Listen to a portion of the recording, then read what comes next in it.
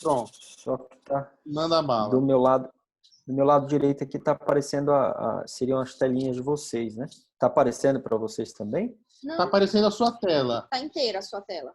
Só a minha tela inteira, É. tá? É. É que tá. E vocês conseguem ver meu Sim, cursor aqui sim, o mexendo? cursor sim, Tá. sim. Sim, Sim. sim. Pode ficar tranquilo aí, pode meter brasa. Então, beleza. Então, eu gostaria de agradecer também a vocês dois pelo convite, né, de poder falar um pouquinho da nossa participação aí como patologia, como especialidade, né, relacionado à hepatologia. É uma coisa que eu sou suspeito, que eu gosto bastante, desde uma formação ainda acadêmica. Eu tive a oportunidade de ir no Evandro Chagas, passar um bom tempo lá no setor de hepatologia, e isso acabou me dando esse interesse um pouquinho pelo fígado. E depois na residência eu também tive a chance, porque isso aí é muito variável. Por exemplo, o Aníbal, que está acompanhando a gente aí, ele fez INCA, né, como residência. E lá eles não têm muito contato com a parte de hepatologia, né, tirando a parte oncológica, mas a parte de patologia inflamatória é uma coisa que eles não têm lá. E isso realmente é uma coisa que depende de que lugar, de que escola você é, tem a oportunidade de frequentar. E aí lá na Unicamp tem uma patologia hepática forte e interessante que a gente acabou tendo essa coincidência de uma coisa que eu já gostava e continuei ainda tendo um contato legal durante a residência. Então, isso acaba fazendo com que a gente não esquecesse e criasse novos conceitos e tudo mais. Pena que hoje realmente não é uma coisa que você tem um volume grande, né? Vocês na Santa Casa têm um serviço de hepatologia, mas o serviço de hepatologia é grande, mas o serviço de hepatologia que atende vocês é outro, né? E aí, às vezes, algum outro caso que vocês encaminham e acabam chegando aqui para a gente.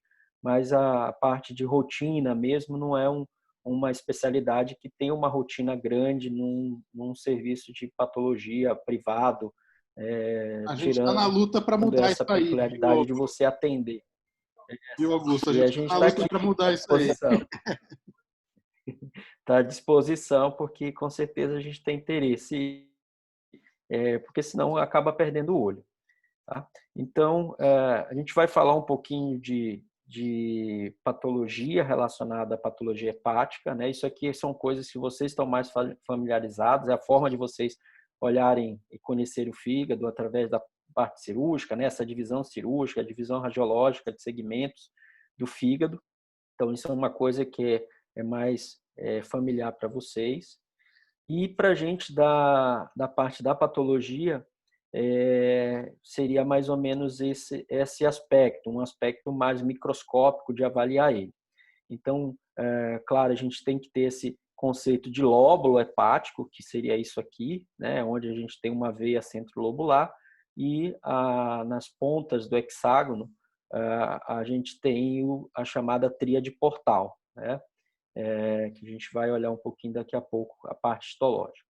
E, vendo assim, a gente tem uma visão plana, né? Mas a gente não pode esquecer que o fígado é um órgão parenquimatoso e que esse conceito que a gente olha na lâmina de uma forma plana, ele é, na verdade, tridimensional, como a gente pode ver nesse esqueminha.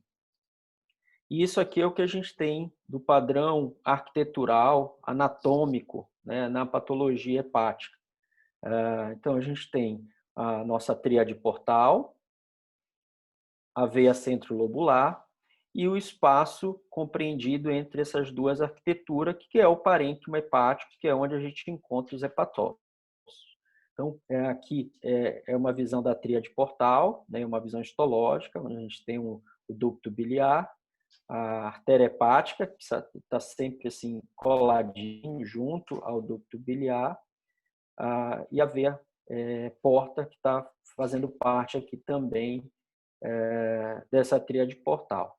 E a tríade portal ela é imersa, né, num estroma meio colagenizado, fibrótico, que delimita aqui o que a gente chama de placa limitante com o parênquima, né, que seria essa região aqui que a gente chama de zona 2. Então, na verdade, a gente olhando a histologia do fígado, na parte da patologia, a gente acaba dividindo essa arquitetura plana do fígado em 3 zonas. A zona 1, que seria a zona portal, a zona 2, que é a parte do parênquima propriamente dito, onde a gente tem os hepatócitos, e os sinusoides, que são vasos. Aqui também tem a famosa célula de Kupfer, que também fica imersa aqui em meio a esses sinusoides.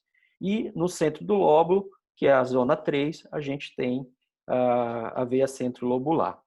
Então, dependendo de cada patologia, principalmente relacionado aqui à parte de patologia hepática inflamatória, as alterações ocorrem em determinadas zonas. Algumas são mais na zona 1, que com certeza é a de maior interesse, que é onde tem a parte do espaço porta, mas eu posso ter alterações relacionadas ao parênquima e que me chame a atenção para alguma coisa etiológica, ou alterações que ocorram na zona 3. E é isso que a gente vai tentar conversar com vocês. Peço desculpas, porque o que a gente vai colocar aqui é uma visão da patologia, então praticamente aqui vão ser imagens de HE, são as imagens rosinhas com um quadro com núcleos, né, violeta. Então esse roxo, essa mesclagem entre roxo e rosa é o que a gente vai mostrar para vocês, imagens. A intenção aqui não é que vocês saiam depois de eu falar dando um diagnóstico relacionado, mas é que coisas que muitas vezes vocês ouçam, às vezes em uma palestra, ou às vezes em um contato, numa discussão clínica, anatomoclínica, coisas que são colocadas para diagnósticos específicos. Aqui vocês vão olhar o que é isso na histologia, né? Então, lembrei o que é uma pseudoroseta, aqui como ela é, como é que é a esteatose do ponto de vista histológico. Então, são imagens mais ou menos marcantes que possam pontuar cada aspecto etiológico aí das patologias que a gente vai tratar. Então, com base nessa visão do microscópio, a gente vai tentar passar para vocês. E Augusto, então, esse não é o seu, não é seu aí da faculdade ou da residência, não, esse caderno não, né? Não. Não. Mas isso me lembrou as minhas aulas de histo e de pato na faculdade, sim, que a gente tinha que ver a lâmina e desenhar no caderno o que a gente estava vendo. O meu não era assim, era horrível, mas eu consegui entender alguma coisa. Mas foi mais ou menos essa a intenção, ter colocado, né? Então, é aquelas coisas mesmo de desenho, como não é uma realidade, a parte da patologia, inclusive, às vezes na academia, né, na escola, antigamente, sim, como você coloca, a gente tinha essa coisa de obrigação de fazer escrita, mas se a gente colocar os de hoje, praticamente tem escolas que não tem cadeira de patologia mais, né? Não tem aquela patologia básica. Isso, porque acabou se perdendo. Faz muita falta. Sim. Acabou prejudicando bastante até a própria especialidade, porque acaba que os alunos não têm mais aquele contato com a patologia e muitas vezes não pensam em fazer patologia, né, depois que formam. E uma coisa que você falou, é mais ou menos isso aí. Assim, como você falou, o objetivo não é que vocês saiam dando diagnóstico, mas é que a gente os residentes comecem a entender o que eles estão lendo, não é? Uhum. Porque é que nem, por exemplo, na parte de radiologia, que às vezes eu vejo alguns colegas vindo perguntar, residente, como os laudos hoje são muito mais descritivos e não tem tanto a parte de conclusão, então ele está descrevendo, por exemplo, um fígado cirrótico, mas ele não fala que o fígado é cirrótico, ele não põe lá conclusão do fígado cirrótico, ele descreve que é um fígado rombo, heterogêneo, tararau, e aí a pessoa não consegue entender aquilo que ela está lendo. Então, acho que o nosso objetivo hoje é justamente isso, que a gente consiga já entender melhor essas descrições para a gente conseguir fazer uma análise crítica, né? A gente nunca vai ser o patologista, isso é óbvio, mas que a gente comece a ficar mais familiarizado. Ah, o que é uma fibrose em ponte? O que é uma necrose zona 3? Que aí, com certeza, vai ficar muito mais fácil da gente entender, né? Sim. Aquilo que a gente está lendo. Sim, isso aí. Então, vamos lá. Acho que agora aqui.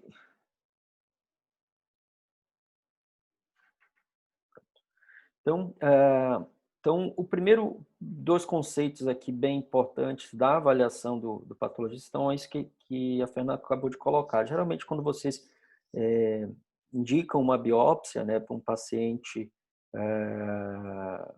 com uma hepatopatia que vocês estão avaliando, então tem duas coisas importantes que isso tem que conter no laudo, né? A gente tem que falar com o patologista lá no laudo sobre essas duas coisas, que é a fibrose e a atividade inflamatória, que isso se repercute em alterações laboratoriais ou alterações de imagens, né, que vocês acabam vendo na clínica.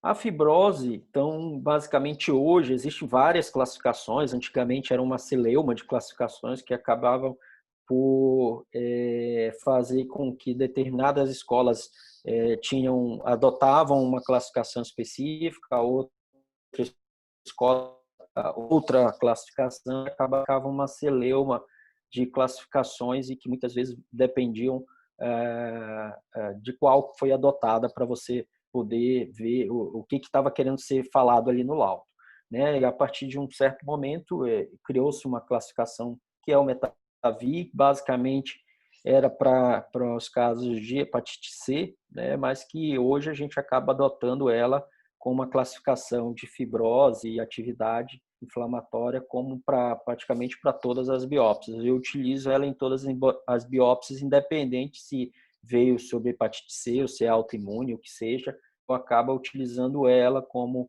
uma repercussão do que a gente está vendo na histologia. E, basicamente, como a alteração fibrótica, ela é uma alteração que ela ocorre com início no espaço porta, né? Então, naquele centro que eu coloquei para vocês histologicamente há pouco, mas que eu vou trazer mais na frente, e ela aumenta em direção à veia centro-lobular. Aqui em cima a gente tem um esqueminha de como isso acontece, como é que isso acontece. Então, eu tenho a transformação fibrótica aqui, né? E daí ela começa a se expandir ao redor da zona 1, depois para a zona 2, até que ela chega aqui na veia centro-lobular e aí eu tenho a formação dos nódulos. Na histologia é isso aqui que a gente vê. Aqui é um espaço porta normal, onde ele tem um estroma colagênico, então por isso que aqui ele fica com essa coloração que a gente utiliza, que é o maçom, triclomo de maçom, ou CAB, ou um outro tipo de coloração também, que serve para a gente ver colágeno. Então, tudo que tiver em azul aqui é fibra colágena. Então, o espaço porta, se vocês lembrarem daquela figura que eu mostrei alguns slides atrás, ele tem aquele estroma, né, colagenizado. Então, ele deve ser corado em azul. Tá? O que acontece é que, à medida que a fibrose vai progredindo, eu tenho essa expansão desse espaço porta, né, desse colágeno para as regiões ao redor. Então, aqui, por exemplo, no F1, eu começo a ver essas fibras colágenas já expandindo para as regiões ao redor da zona 1. E aí ela vai progredindo, né, meio que para o parênquima, né, quando a gente começa a ver essas pontes aqui, ó, já ligando um espaço porta, às vezes, a outro espaço porta, né, que nem aqui, ó, tem uma pontezinha ligando esse espaço a esse outro, ou então ele indo em direção a uma veia centro-lobular. Até que eu tenho esse aspecto aqui em que eu começo meio que já a delimitar formações nodulares. Olha aqui, eu já esboço um nódulo aqui, aqui já aparece, começa a formar outro nódulo, e aqui eu tenho o que a gente chama de transformação nodular. Ainda não é a cirrose plena, porque eu ainda tenho várias áreas aqui do parênquima que não tem ainda essas formações ou pseudonódulos, e aí eu tenho um F3. Até que eu chego à fase final da fibrose, que é quando eu tenho a formação dos nódulos, que muitas vezes aqui é um HE comum, normal, que eu nem preciso fazer uma sonha, eu já tenho aqui a delimitação desses nódulos que são formados, e aí sim aqui eu tenho uma caracterização de uma fibrose plena. Claro que quando a gente coloca esse aspecto aqui, né, isso é um corte maior, é como se a gente estivesse pegando um fragmento do fígado, às vezes já de um explante, por exemplo, hepático, onde eu tenho um fígado aqui cirrótico, e aí eu consigo fazer um corte que nem esse, um naco, vamos dizer, um pedaço grande do fígado. O que vem geralmente para a gente são biópsias, né? Então são esses fragmentinhos aqui, né, finos, que vocês conhecem muito bem, e não fragmentos grandes, não cunhas grandes do fígado, né? Isso aí geralmente são peças cirúrgicas, que não é o habitual de vir. Então, quando eu tenho esse aspecto de biópsia filiforme, eu tenho isso aqui, eu tenho uma limitação de fragmentos. Então, muitas vezes eu tenho que já, olhando esse quadro aqui, olha, que eu começo a ver que forma um nódulo para cá, aqui eu tenho já a delimitação de um outro nódulo para cá, imaginar que isso aqui está sendo expandido para a periferia do fragmento que não foi amostrado. Aqui, então, por exemplo, um caso desse, eu posso ter uma dúvida se é um F3 ou se já é uma cirrose, né? Olhando aqui, eu daria um F4, já diria que isso aqui é um padrão de cirrose. Então, às vezes, eu tenho esse problema de amostragem em função do fragmento, se filiforme, às vezes eu posso ter dúvida. Ou um desse aqui, né, onde eu tenho apenas essa ponte feita no meio do fragmento, mas que ele acaba atravessando aqui, de uma ponta a outra. Aí a gente fica se perguntando, será que isso aqui chega a um outro espaço, porta que está ao redor? Né? Será que ele começa a delimitar nódulo? Mas a gente não vê aqui formação de nódulo como a gente olha nesse outro fragmento. O que aqui sim. Me tira uma dúvida aí, aproveitando.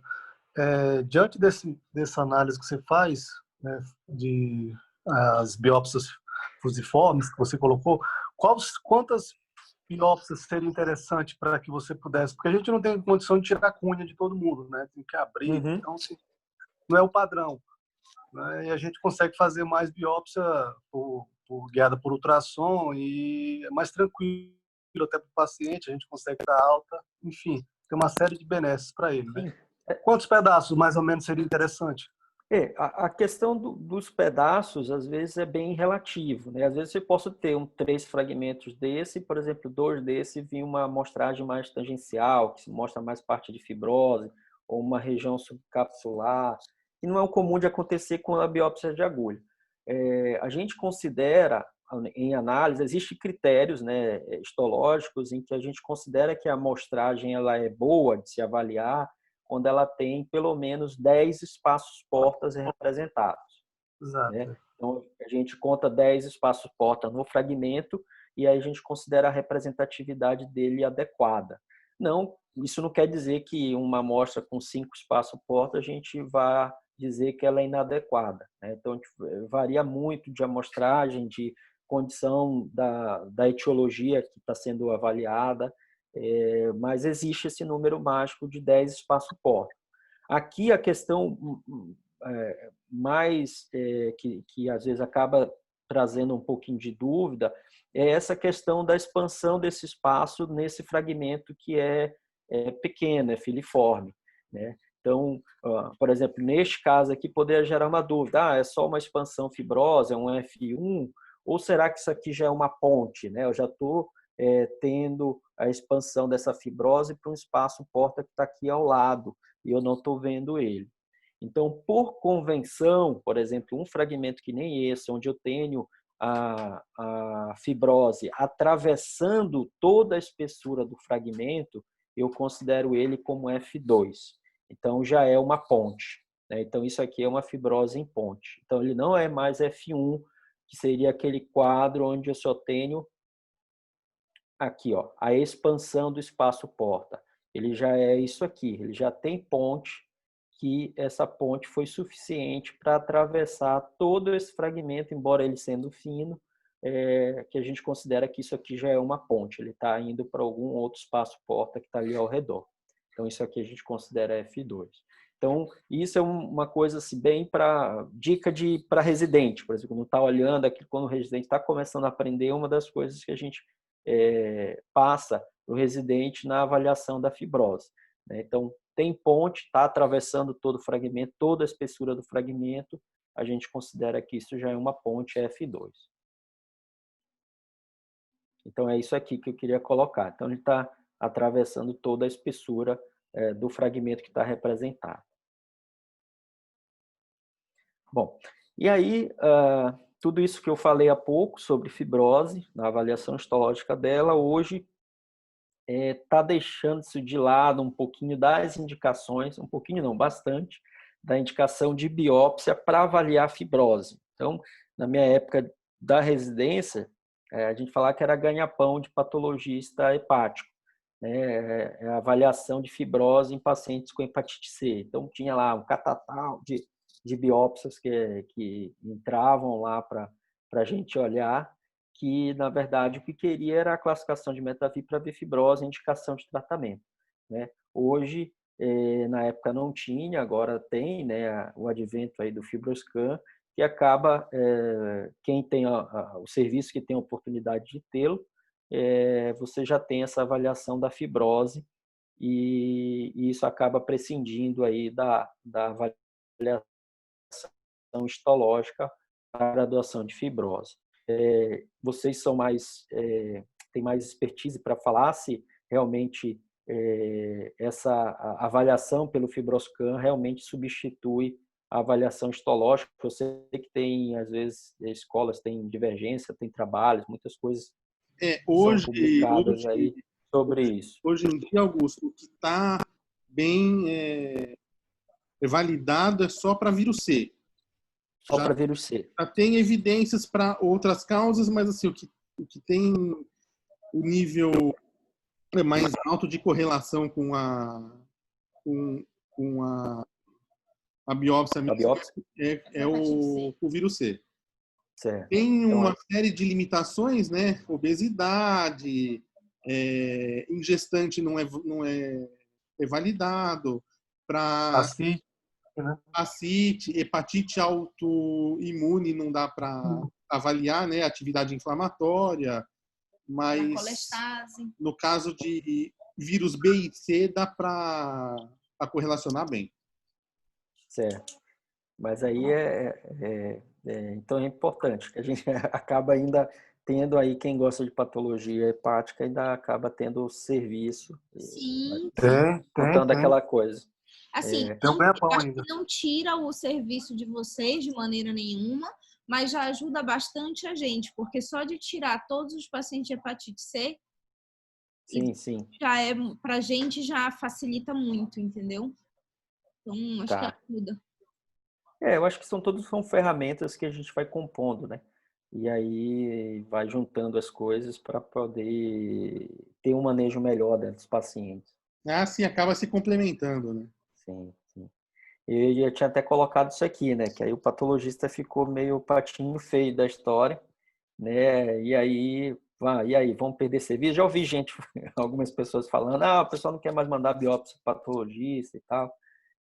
Que realmente era, né? A maioria eram pacientes de hepatite C que eram biopsiados e isso gerava um serviço bastante importante, uma demanda bastante importante de patologia. Era um volume interessante. Mas agora, quando a gente envia um fragmento desse, a gente exige muito mais de vocês do que só o MetaVir, né? A gente acaba demandando mais, porque são os casos mais difíceis, né? Que aí o que eu queria colocar, né? Que na verdade isso só fica mesmo como história, né?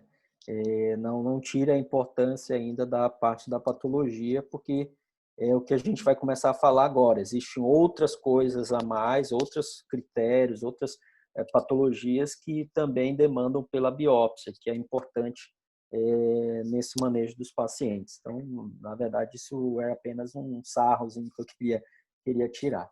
Então, a primeira coisa disso aí, então, eu já falei da fibrose, né, que é isso que está aqui embaixo, vai de F0, né, que seria a ausência, até F4.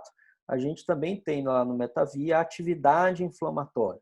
Então, o quanto que aquela doença ela está ali atingindo, ela está agredindo o parênquima, o espaço porta, como é que ela está agindo, a atividade dela inflamatória naquele paciente específico. Claro que vocês têm laboratorialmente dados que sugerem para vocês que há uma atividade inflamatória, mas muitas vezes você não consegue graduar essa atividade com a intensidade dela. E aí há esse complemento no MetaVi do A, que é a atividade inflamatória.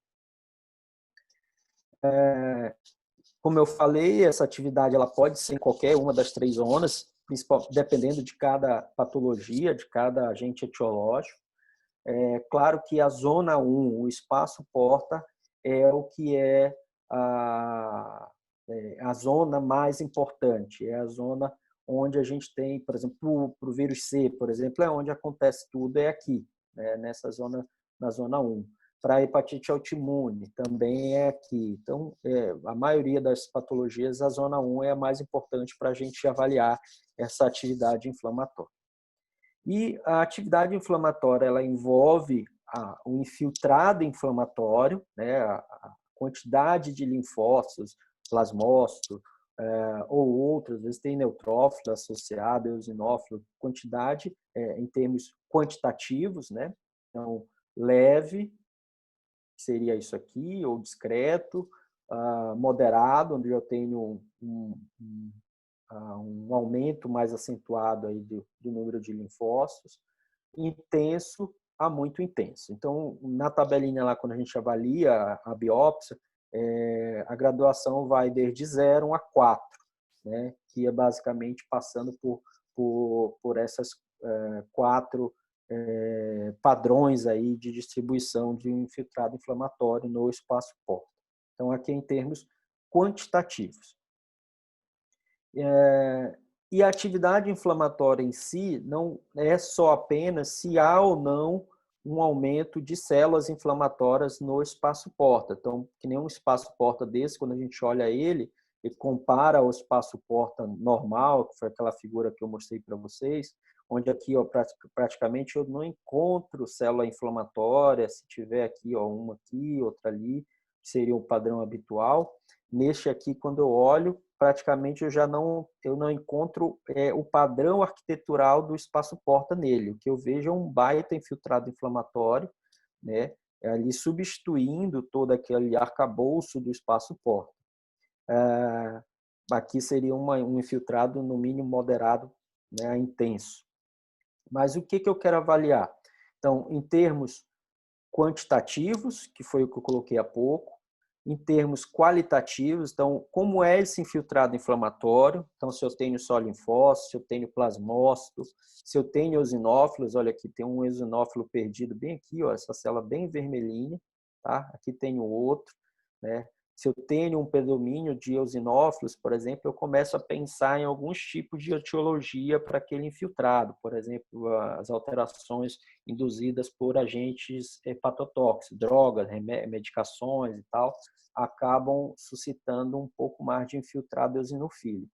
Então, o qualitativo daquele infiltrado também já vai me dando uma ideia de agente etiológico. Por exemplo, o infiltrado num quadro de esteatohepatite, ele já é um infiltrado que ele tem mais, ele é misto, então ele começa a ter mais neutrófilo, além dos linfócitos. Então, esse termo da qualidade do infiltrado também já vai me dizendo algumas coisas. Bom, uma coisa que é importante quando a gente avalia, e é isso que é o A, na verdade, lá quando a gente libera o laudo, é a atividade desse infiltrado inflamatório em relação ao parênquima hepático que está ao redor, porque é isso que leva às alterações enzimáticas laboratoriais que vocês vão ver. Então, é o quanto esse infiltrado inflamatório ele começa a agredir esse parênquima. E aí, na hora que eu tenho lesão de hepatócito, eu começo a ter repercussão clínica e laboratorial.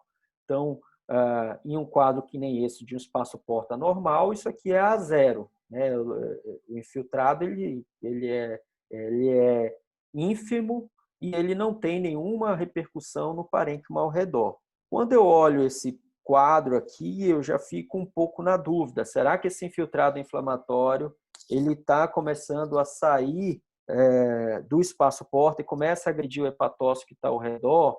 Então, para isso, eu preciso criar na minha cabeça, quando eu estou avaliando, um limite, né? Uma linha, como se fosse uma borda do espaço porta, onde é o que eu chamo de placa limitante. É o que divide o espaço porta do parênquima que está ao redor.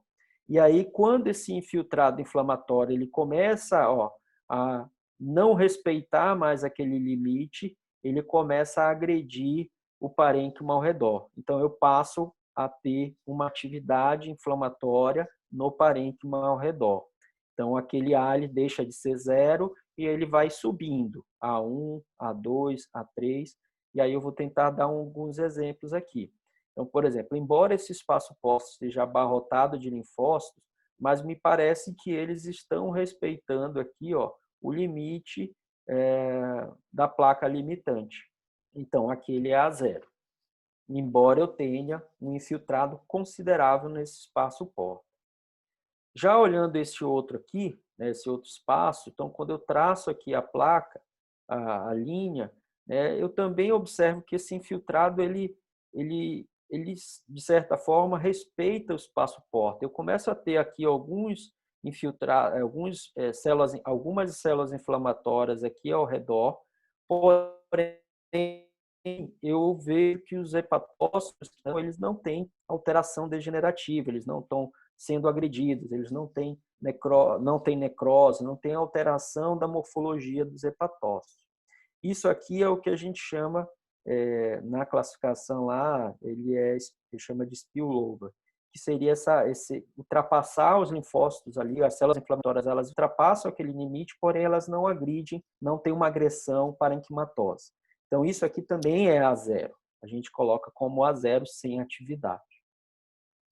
Agora, vejam a diferença aqui. Quando eu olho a placa limitante, eu vejo que passou bastante célula inflamatória e que essas células inflamatórias agora, elas começam a agredir os hepatócitos que estão ao redor. Então, veja esse hepatócito aqui, ele tem uma vacuolização, ele começou a ser agredido. Aqui no meio tem uma célula maior que está sendo alterada, né, pelo infiltrado inflamatório. Nesse lado aqui eu já tenho também outra inflamação, e aí vai subindo. Aqui numa outra visão de um outro espaço, né, eu vejo que o hepatócito aqui está entrando em degeneração. Então, neste caso aqui, eu já tenho uma atividade inflamatória pequena, na pequena porção, então por isso que ele é classificado como A1. Né? Não é mais só uma migração de células inflamatórias para o parênquima. Aqui eu tenho a migração, mas eu também começo a ter a agressão do espaço porta, do parênquima ao redor.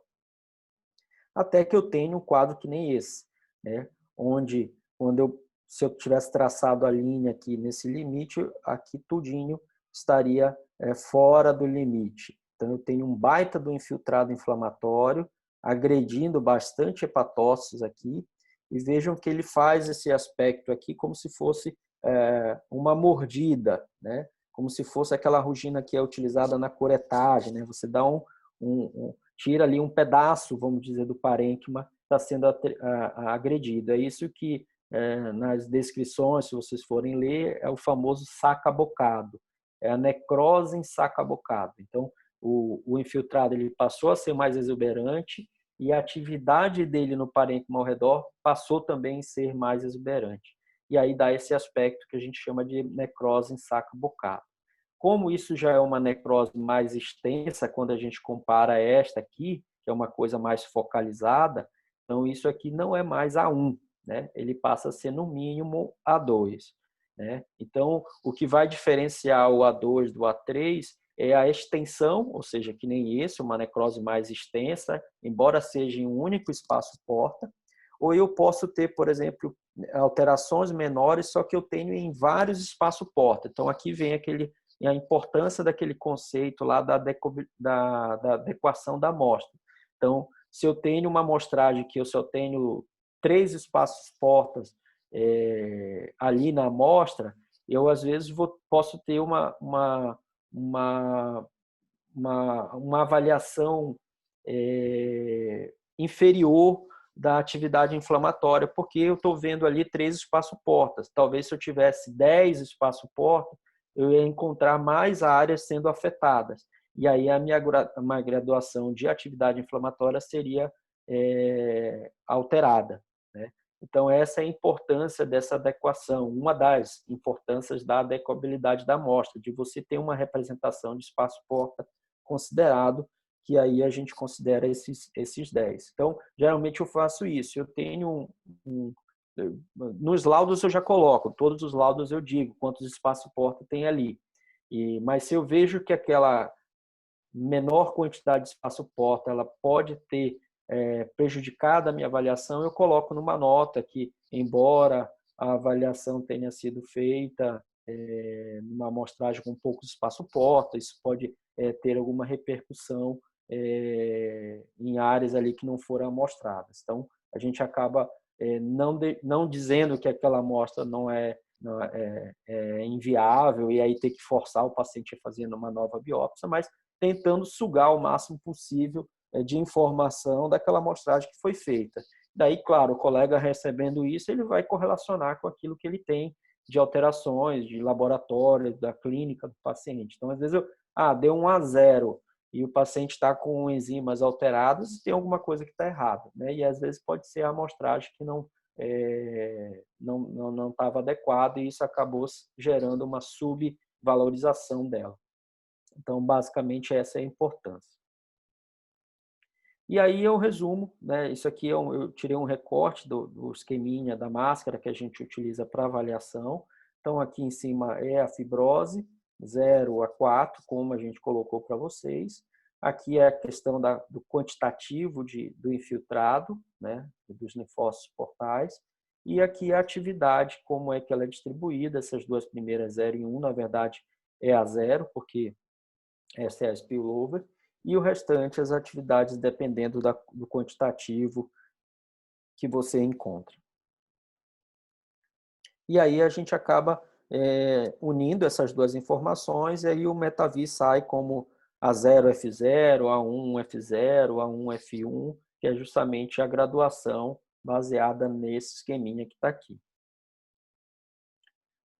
E aqui é um recorte mais ou menos do laudo, então aquilo que a Fernanda falou há pouco, né, sobre a questão da gente descrever o laudo e você, ao ler o laudo, saber o que está sendo falado. Então, por exemplo, quando a gente olha essa primeira linha, com base nesses 2 padrões aí que eu coloquei há pouco, fibrose e atividade, então o que a gente tem aqui? Uma hepatia crônica de padrão pós-necrótico, isso aqui geralmente são essas etiologias onde causam necrose hepática, então as hepatites virais, hepatite autoimune, alterações por droga, geralmente elas levam a um quadro que é alteração pós-necrose, que muitas vezes a gente acaba não vendo nas biópsias.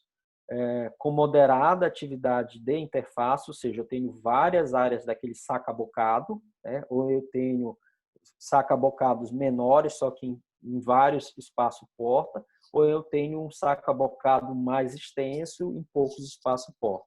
Então, uma moderada atividade de interface e expansão fibrosa do espaço-porta com septos, ou seja, eu tenho a expansão, mas já tenho septo.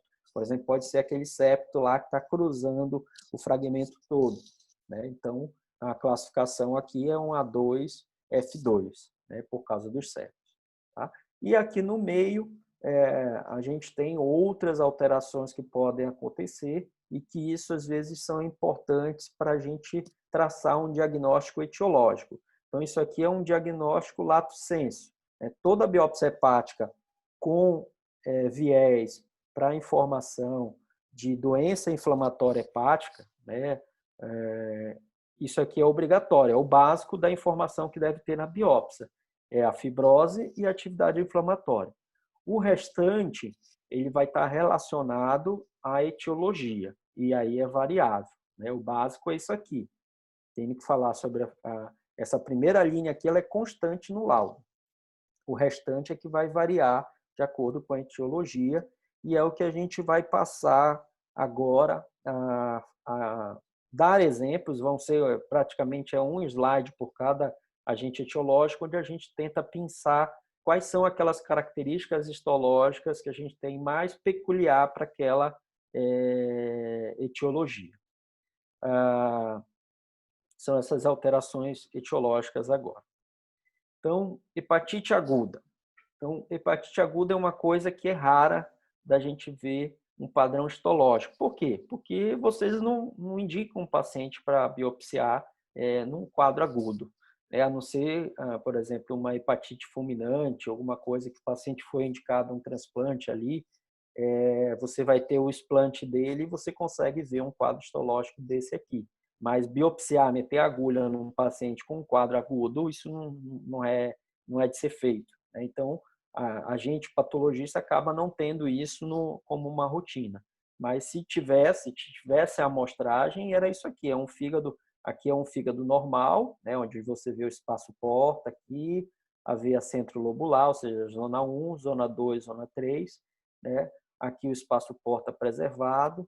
E aí, quando você olha um fígado desse, num quadro agudo, ele é um fígado totalmente anárquico, né? Totalmente destruído. Isso aqui tudo é necrose, onde você às vezes já acaba não encontrando onde está o espaço porta. Por exemplo, aqui, olha, ele é substituído pelo infiltrado inflamatório, por neutrófilos. Eu tenho proliferação de ductos, né? Já que aquele espaço porta ele é destruído, esse ducto principal ele é destruído, e aí uma forma de você tentar compensar a natureza, o órgão tentar compensar, ele acaba gerando uma hiperplasia de ductos, né, que a gente chama de ductular, que muitas vezes ela é não funcional, isso gera colestase. Então é um quadro totalmente anárquico que a gente observa nesses quadros de hepatite fulminante, uma hepatite aguda. Augusto. Basicamente é isso, que vai se repetir independente da etiologia, se ela foi por droga, por vírus, por qualquer outra coisa. Geralmente o quadro que a gente espera ver é um quadro que nem esse.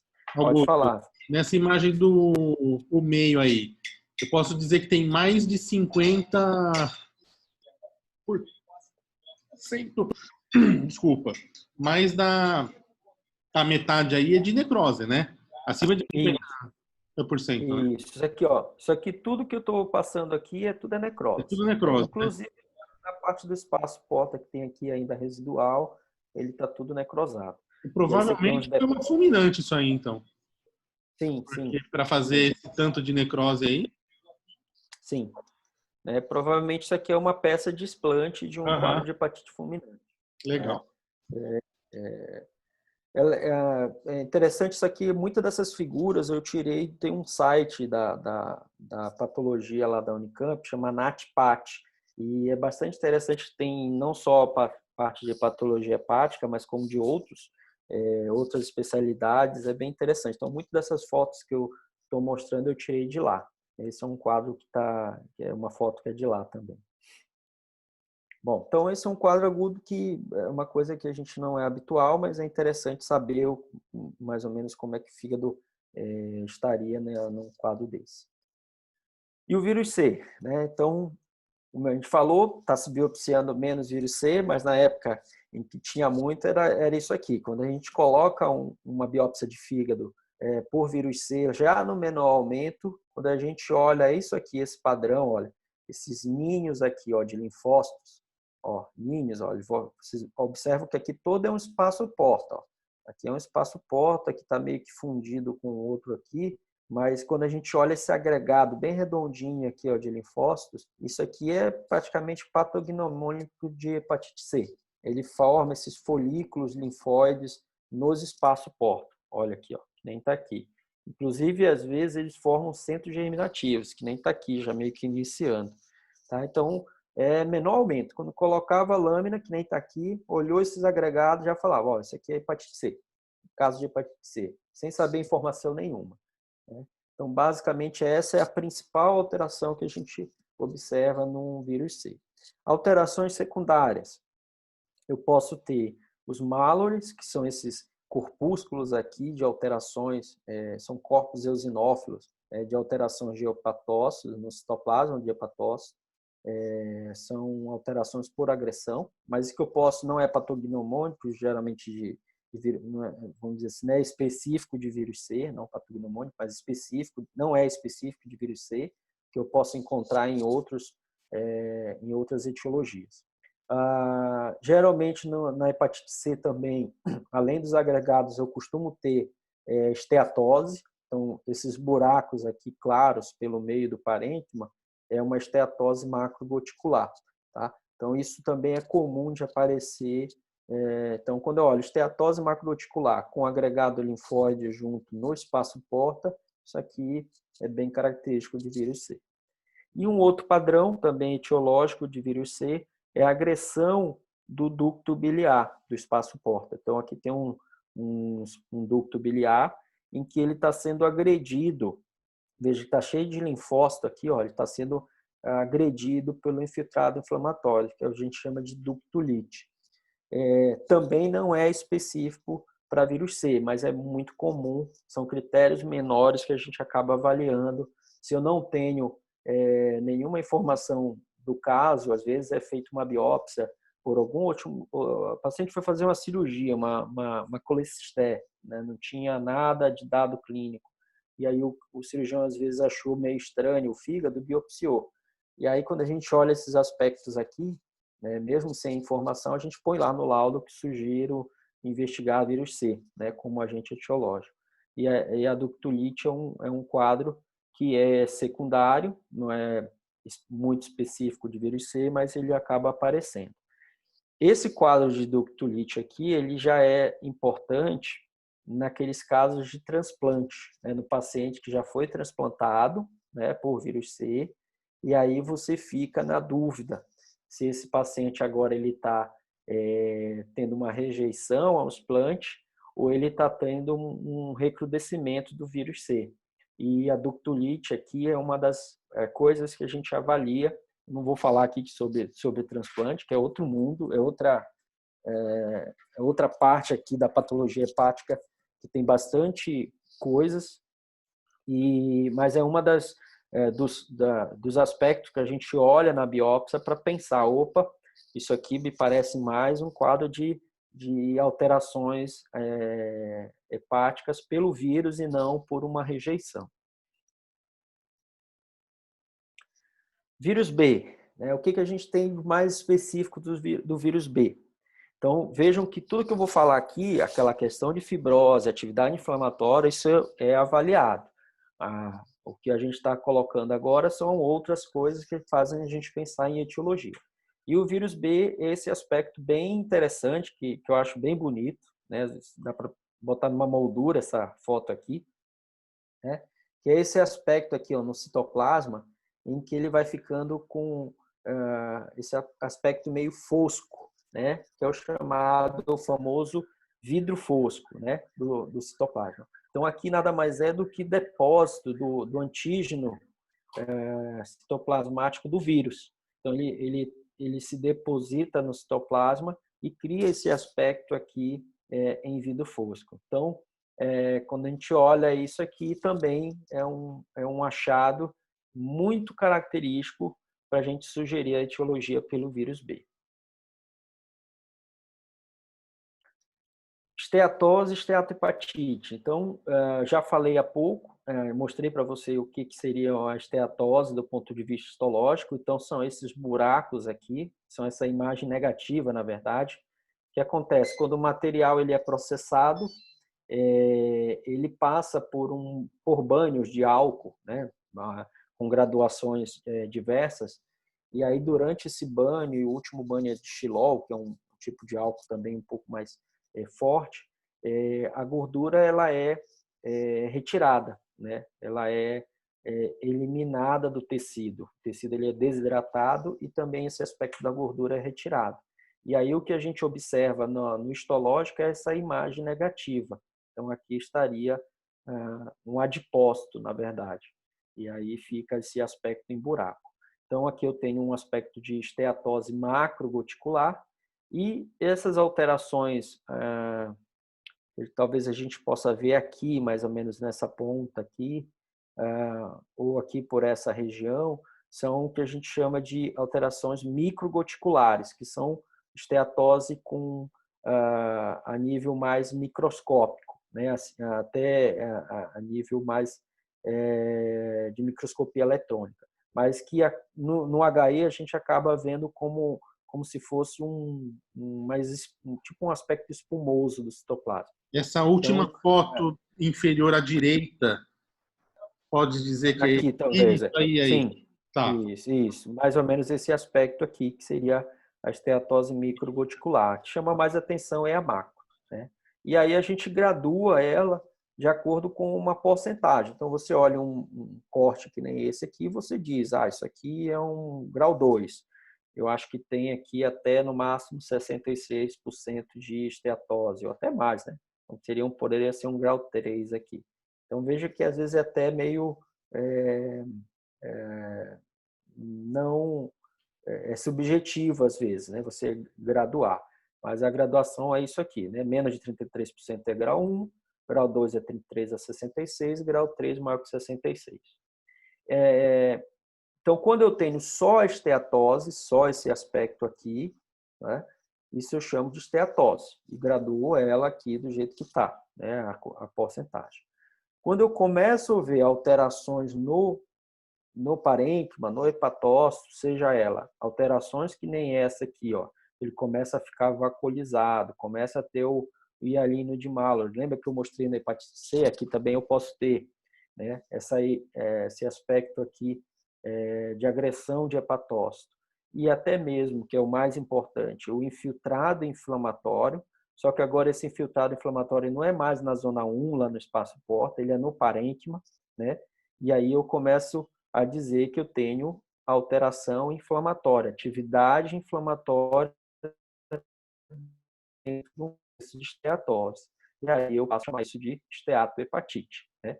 O infiltrado inflamatório aqui, diferente lá do vírus C, que é só linfócito basicamente ali, aqui eu já tenho infiltrado misto, né? Onde eu começo a observar bastante neutrófilo. Isso aqui é neutrófilo. Aqui também é neutrófilo, tá? Neutrófilo. Então, aqui, se a gente observar, ele tem bastante neutrófilo no meio do infiltrado. Então, isso é uma esteatohepatite. E a graduação da fibrose na esteatohepatite, ela também é mais peculiar. Ela começa não lá na zona 1, no espaço porta, mas na zona 3, ou seja, na veia centro-lobular. Ela começa a fazer a fibrose nessa região, né? E aí ela vai expandindo até formar pontes e aí formar nódulos da mesma lógica que a gente tinha quando eu mostrei há pouco na fibrose geral. Aqui tem só essa peculiaridade da gente ter ela no início aqui na zona 3, talvez porque é a zona 3, a centro-lobular, que geralmente acaba levando às alterações da atividade inflamatória. Às vezes começa a ter isquemia centro-lobular, e aí a regeneração dela vai com base em fibrose.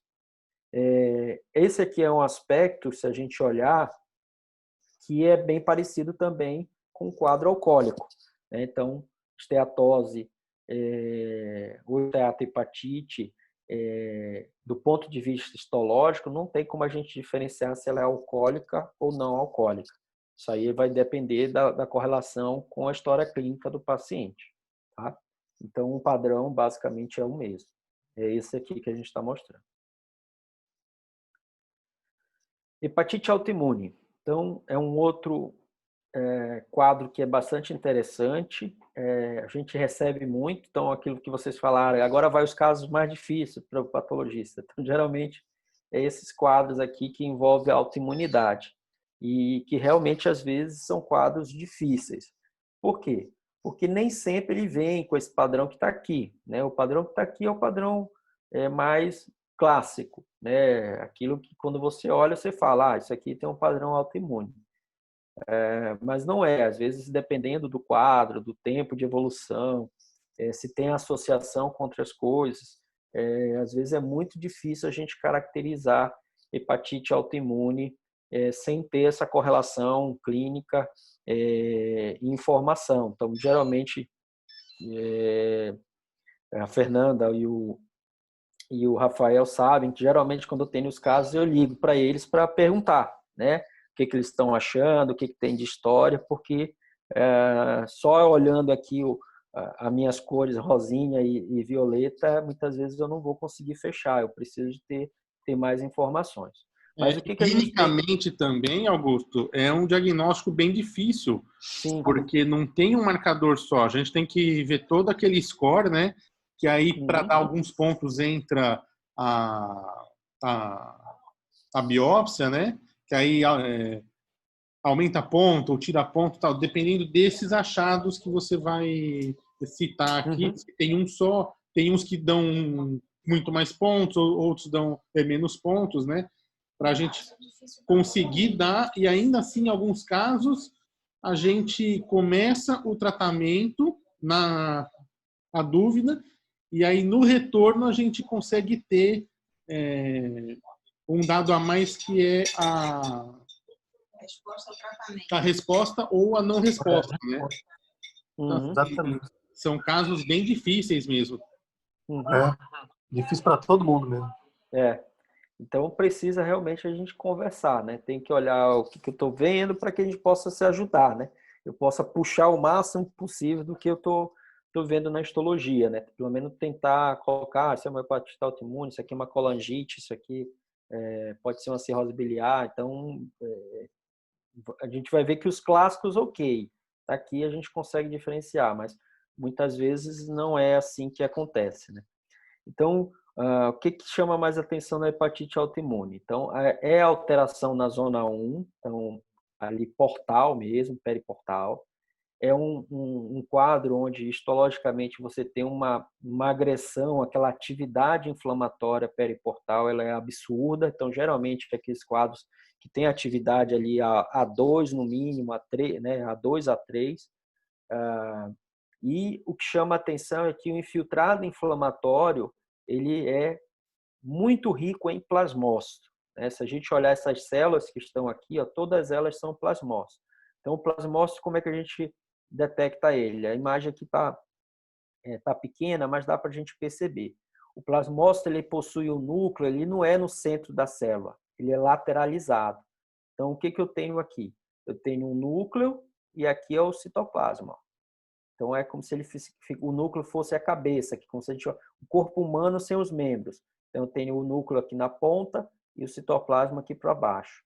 Então, quando a gente olha uma célula que nem essa, ó, núcleo em cima, citoplasma embaixo. Então, isso aqui é um plasmócito. Uma célula inflamatória com esse aspecto é um plasmócito. E é isso que chama atenção no infiltrado inflamatório. Então, ele é rico em plasmócitos. Eu tenho aqui pelo meio linfócito, tenho outras células, por exemplo, eosinófilo. Eu tenho eosinófilo aqui pelo meio frequente, tá? Mas o que chama atenção é plasmócito, tá? E aí, quando essa agressão ela é mais intensa ao redor dessa placa limitante, muitas vezes a gente acaba vendo esse aspecto aqui, ó, que os hepatócitos, ao serem agredidos, eles assumem aqui, ó, um aspecto como se fosse roseta, né? Como se estivesse fazendo um aspecto de glândula, meio glanduliforme, onde aqui no meio seria o lume da glândula e aqui ao redor seriam as células alinhadas, né? Que formam esse aspecto que a gente chama de pseudo-roseta. Então, quando eu tenho um quadro histológico desse, muita atividade inflamatória portal, o infiltrado inflamatório predominante de plasmócito, e se eu encontro ainda esse aspecto aqui das pseudo-rosetas, isso aqui é muito sugestivo de um quadro de hepatite autoimune. Aí daí a gente conversa, vê o que tem de alteração, qual é a hipótese clínica e tal. Se bater, então o quadro, o laudo, ele vai sair como compatível com doença hepatite autoimune. Cirrose biliar primária, ou colangite autoimune também está mais sendo chamada. Aqui o que chama atenção? Todos esses quadros que eu falei de hepatite autoimune para trás, eles têm bastante aquele padrão de pós-necrose, né? São alterações que vão dando aqui atividade portal ou no parênquima, e isso leva à necrose de hepatócito. Então, geralmente são alterações pós-necróticas. Então, um padrão histológico pós-necrótico que a gente chama.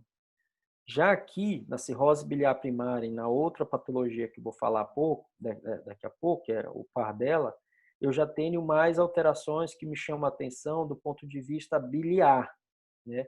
Então, é aquela biópsia, nem essa aqui que eu coloco, e aquela cor rosa com violeta, ela começa a ter outra nuance meio acastanhada pelo meio. Então, começo a ver algumas coisas assim, ó, acastanhadas no meio da lesão, no meio do parênquima. E isso aqui, já no menor aumento, me dá uma ideia de que há colestase, né? Então, geralmente nesses quadros que eu tenho colestase, um quadro crônico com colestase, a gente chama de hepatopatia de padrão biliar, né? Porque ali a alteração provavelmente que está acontecendo não é necrose no parênquima, mas é alteração em ducto biliar, né?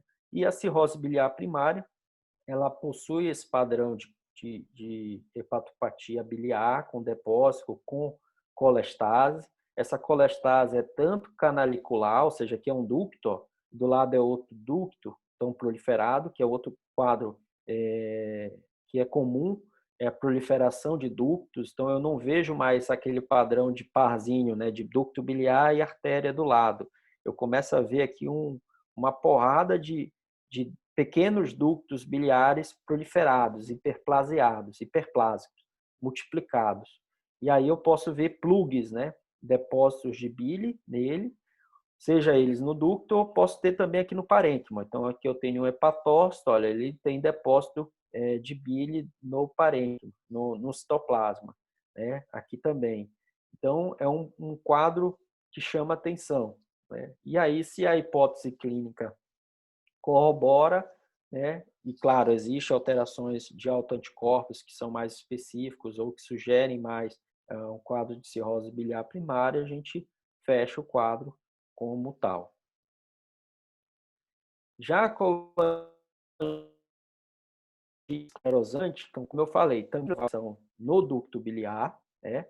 Porém, o que a gente tem, na verdade, é um quadro de agressão, né, nesse ducto principal. Então, aqui é um espaço porta, aqui tem a artéria, aqui o ducto biliar principal, aqui a veia. Então, a gente começa a observar já no menor aumento que eu tenho esse meio que um colarete aqui ao redor do ducto e parece que tem bastante célula inflamatória também, né? Então, eu começo a ter uma alteração de lesão do ducto, né? uma ductulite. Né? Então, veja aqui infiltrado inflamatório agredindo o ducto. E o que é mais patognomônico desse quadro é que, com o passar do tempo, a alteração desse ducto, toda alteração no fígado de agressão, ela suscita a fibrose. Então, se eu agrido, mesmo que melhore, aquela agressão ela vai ser substituída por fibrose. E aí, com o passar do tempo, a gente tem esse aspecto aqui ao redor do ducto, onde muitas vezes ele é substituído, ó, ele fica pequenininho, mas a gente tem essa formação de uma fibrose concêntrica ao redor do ducto, é o que a gente chama de aspecto de casca de cebola, né? Cortado ao longo do ducto. Isso aqui é um aspecto que é muito, quase que mesmo patognomônico, uma alteração muito específica de colangite esclerosante, porém, para o nosso azar, não é uma coisa comum, né? Quando a gente acha isso aqui, a gente, puxa, relaxa, vê a clínica, vê se tem alteração compatível, autoanticorpos e assim por diante, e fecha o diagnóstico. Mas no dia a dia isso não é uma alteração muito comum, até porque é uma fase mais final do processo. O que a gente tem geralmente no início é esse aspecto aqui, mais de alteração mesmo de inflamação, ductulite e tal, mas que isso aqui não é específico.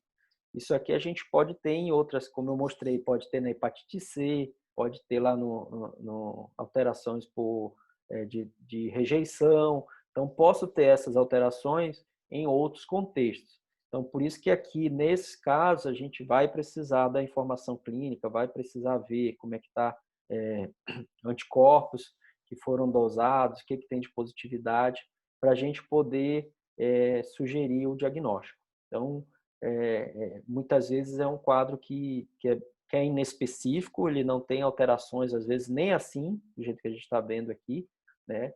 Alterações muito sutis, iniciais e que na verdade, ali o que vai nortear o diagnóstico vai ser um diagnóstico de exclusão. Então, o patologista vai precisar informar para o clínico, olha, não tem esse achado aqui para hepatite viral, não tem esse achado para outra coisa, não tem achado para, por exemplo, colestase, para cirrose biliar. Se tiver achados clínicos e laboratoriais compatíveis com uma colangite esclerosante, deve ser pensado nisso. Então, vai ser mais um diagnóstico de exclusão, principalmente nas fases iniciais. E eu posso ter um quadro que nem esse também, onde eu tenho depósito, né, proliferação ductular, depósito aqui de bile, né, canalicular ou no parênquima, que também me deixa muito vendido se isso aqui, por exemplo, não pode ser um quadro de cirrose biliar também. Eu vou falar um pouquinho daqui a pouco uma outra coisa que junta tudo isso, mas aí antes ainda tem um outro agravante. Então, como vocês colocaram, os casos mais difíceis inflamatórios chegam dessa forma, né? São essas dúvidas. É uma colangite esclerosante, uma cirrose biliar primária, aí ainda tem isso aqui para atrapalhar a história, né? As injúrias, ou doença ou injúria hepática por droga, né? O DILI, que pode ser causado por inúmeros agentes, vocês sabem bem, então aquela coisa que você vai perguntar bastante lá para o paciente, muitas vezes eles omitem, né? Muitos pacientes, por exemplo, fazem essas dietas doidas, usam, às vezes, pacientes jovens que usam uma bala à noite para ir para a festa, alguma coisa nova. Já tive casos em que, discutindo com o clínico, já na terceira consulta, a gente conseguiu arrancar do moleque que ele confessou que ele usava um determinado desses estimulantes aí em festas e tal, e que na verdade era aquilo que estava causando todas as alterações. E aí vocês podem olhar aqui do lado, que do ponto de vista clínico, como vocês falaram, às vezes é difícil de vocês definirem, e do ponto de vista histológico também. Pode imitar qualquer coisa. Eu posso ter um quadro que nem esse, um quadro, não da colangite final, essa parte da casca em cebola, mas essas outras fases iniciais aqui, todas elas eu posso encontrar, até quadros agudos, né, que nós mostramos lá no início, de necrose parenquimatosa, necrose em zona 3, aqui ao centro lobular. Isso às vezes é um quadro que chama bastante atenção. Então, podem imitar vários aspectos histológicos que às vezes a gente não consegue definir o agente, né? Não consegue definir e acaba dificultando muito a gente chegar em um diagnóstico mais específico para aqueles pacientes. Imagino que vocês tenham condutas diferentes se o paciente tem uma colangite biliar, se ele tem uma cirrose biliar primária, se ele tem uma hepatite autoimune e se ele tem todas essas alterações histológicas sendo originadas por um agente hepatotóxico, uma droga, um chá, alguma coisa, as condutas são totalmente diferentes, né? E se a gente não chega no ponto de etiologia, fica difícil até conduzir depois o paciente. Um outro aspecto que vem sempre está sendo descrito, geralmente nesses casos relacionados à droga, quando a gente olha o parênquima, aqui essa zona 2, a gente tem uma nítida noção que o sinusoide, né, que é essa região entre as duas fileiras aqui de hepatócitos, elas começam a ficar mais alargadas, né? Muitas vezes dá um aspecto até de uma ectasia de vaso aqui pelo meio dos hepatócitos. Isso é um achado que vem sendo descrito em alguns artigos que eu li, de achados por hepatopatias induzidas por droga.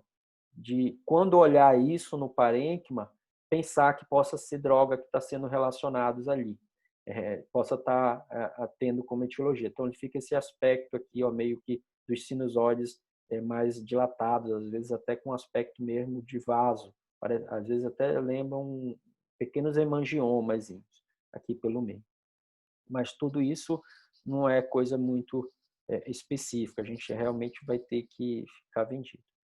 E, para não piorar a história, é o que vocês colocaram, é um resumo do que eu estou falando há pouco, né?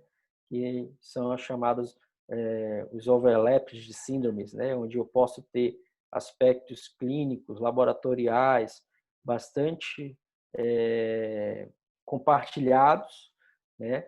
E que o aspecto histológico também ele se compartilha. E aí, às vezes, a gente vai precisar fazer isso aqui, que a gente está fazendo, mas como uma discussão anatomo-clínica, chamar o radiologista, ver o patologista, chamar o hepato também, para discutir a clínica e tentar achar mais fatores que possam se encaixar em uma determinada, pelo menos um quadro meio que sindrômico, para alguma síndrome. E aí vocês poderem conduzir melhor o paciente. Para finalizar essa parte de patologia inflamatória, não mais importante, mas é uma coisa que chega bastante aqui, nessas urgências aí que vocês colocam, nesses casos mais difíceis, que são as colestases neonatais, né, que muitas vezes é crítico. Vocês precisam, somente cirurgião, né, como tinha a época do Maurício, como o Maurício ligava. Augusto, estou te mandando um caso, assim, uma criança, e aí eu preciso definir se é uma atresia ou não. Eu falei, só isso, né, que você precisa saber, né, que é bastante crítico para vocês por causa da conduta, né. Histologicamente, o que eu vou colocar para vocês vai parecer muito fácil, né? Vocês vão olhar, então é muito fácil, eu mando lá e é isso. Mas é aquilo que eu falei, são coisas que são características, mas nem sempre os casos vêm assim tão característicos. Então, hepatite neonatal, claro, vocês já investigaram já todas as atividades, ou muitas vezes você já tem esse diagnóstico e às vezes vocês até não estão com essa dúvida, né? Vocês já até meio que já estão pensando que possa ser causado por um CMV ou um outro quadro viral ou alguma outra coisa ali que possa ter dado positivo na avaliação que vocês fizeram. Mas do ponto de vista histológico, na hepatite neonatal, o que a gente tem mais característico aqui, quando a gente olha no menor aumento, é essas células aqui, ó, que elas vão permeando o nosso campo, e aqui no maior aumento, ó, as chamadas células gigantes celulares, né? São como se fosse um hepatócito assim, grandão, cheio de núcleo, né? Parece uma célula gigante mesmo de reação granulomatosa, que a gente encontra às vezes em tuberculose ou reação a fungo, qualquer agente infeccioso geralmente suscita essa reação gigante celular. É tanto que a hepatite neonatal ela também é chamada de hepatite gigante celular. É um sinônimo até antigamente colocado. O que chama mais atenção é encontrar essas células gigantes, só que numa extensão grande. Eu tenho muitas células gigantes no meio daquele parênquima. Aliado a isso, a questão do infiltrado inflamatório, né? Eu tenho uma atividade inflamatória importante associada. Posso ter reação ductular, isso aqui ó, são os ductozinhos pequenos proliferados, aqui os nossos famosos eosinófilos, que também é outra coisa que não é muito específico, mas, por exemplo, quando a gente começa a ver eosinófilo, pensa em agentes hepatotóxicos, mas vejam que num quadro desse eu posso ter também, né, num quadro de hepatite neonatal. Então, o que chama mais atenção em hepatite neonatal é essas células gigantes e o infiltrado inflamatório, atividade inflamatória importante na biópsia. Já o caso de atresia de via biliar, geralmente é um quadro que ele lembra mais aquele quadro de hepatopatia colestática, né? Meio que padrão biliar. Então, a gente começa a ver no meio da cor rosa com violeta, com roxo, a gente começa a ver pigmentos acastanhados pelo meio. Ó, aqui, ó, pigmento, né? Então, isso chama atenção. E junto, eu tenho uma proliferação de ducto, né? Já que a alteração principal, dependendo se é intro ou extrahepática, a alteração de obstrução em si, ela acaba suscitando proliferação de ductos. Então, isso aqui é uma imunistoquímica em que, com o CK7, né, que é um marcador epitelial que marca ducto biliar, epitélio biliar, veja que, às vezes, no HE, quando a gente olha, que nem está aqui, não chama muita atenção, mas quando a gente faz a imuno, nem está nesse campo aqui, a gente começa a observar que isso aqui tudo é ducto biliar proliferado. E aí a imuno acaba ajudando a gente nesse contexto.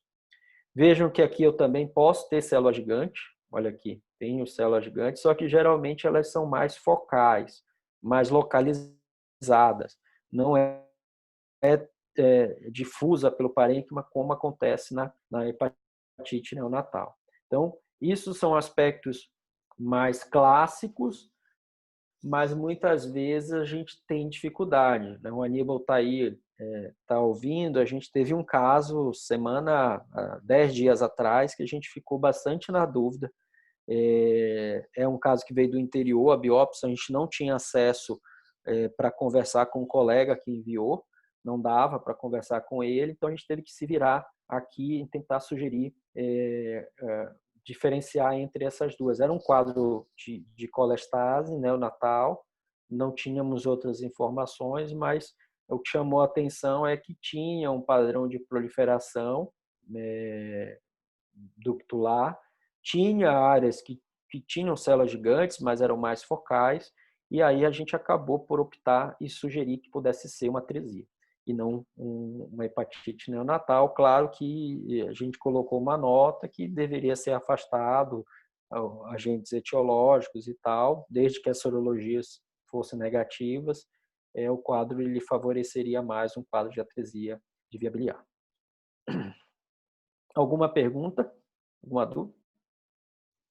Não. Não, tá ótimo. Tá bem ok. Didática a aula. Tá. Então, agora a gente vai entrar na parte... Então, a gente deixou a parte de patologia inflamatória. Então, é aquela coisa que eu falei, patologia hepática inflamatória, que é uma coisa mais específica. Não é todo patologista que tem familiaridade, né? Depende muito da formação. Então, tudo isso que a gente colocou há pouco são coisas mais específicas e que realmente exigem um treinamento, exige que você tenha essa vivência em alguma pessoa que possa te passar aquilo e você possa vivenciar, e aí você acaba colocando isso no dia a dia e facilitando. A partir de agora neoplasias, né? Não é tão extenso quanto o que a gente colocou há pouco, acho que alguns 10 a 20 minutos, 15 minutos a gente está terminando, mas são coisas mais comuns do dia a dia de um laboratório de patologia, né? Porque geralmente são as lesões hepáticas que são biopsiadas, lesões focais, geralmente, ou múltiplas, dependendo do contexto, e são biopsiados, muitas vezes por agulha, né? Então, aquela história lá que o Rafael colocou, esse é o comum. Cada vez mais a gente recebe amostras menores e menores, aí já estão com o pessoal que faz as PAF, fazendo balinoto, o pessoal que faz ecoendoscopia, então acaba vindo já PAF, que a gente nem tem mais o tecido ali, vem um negócio ali meio daquele líquido que a gente tenta se virar centrifugando e tentando fazer um cell block para poder dar diagnóstico. Então, isso é uma coisa que a gente está se adaptando. As amostras estão cada vez menores. Bom, neoplasias. Então, neoplasias benignas, a mais comum é o adenoma hepatocelular, né?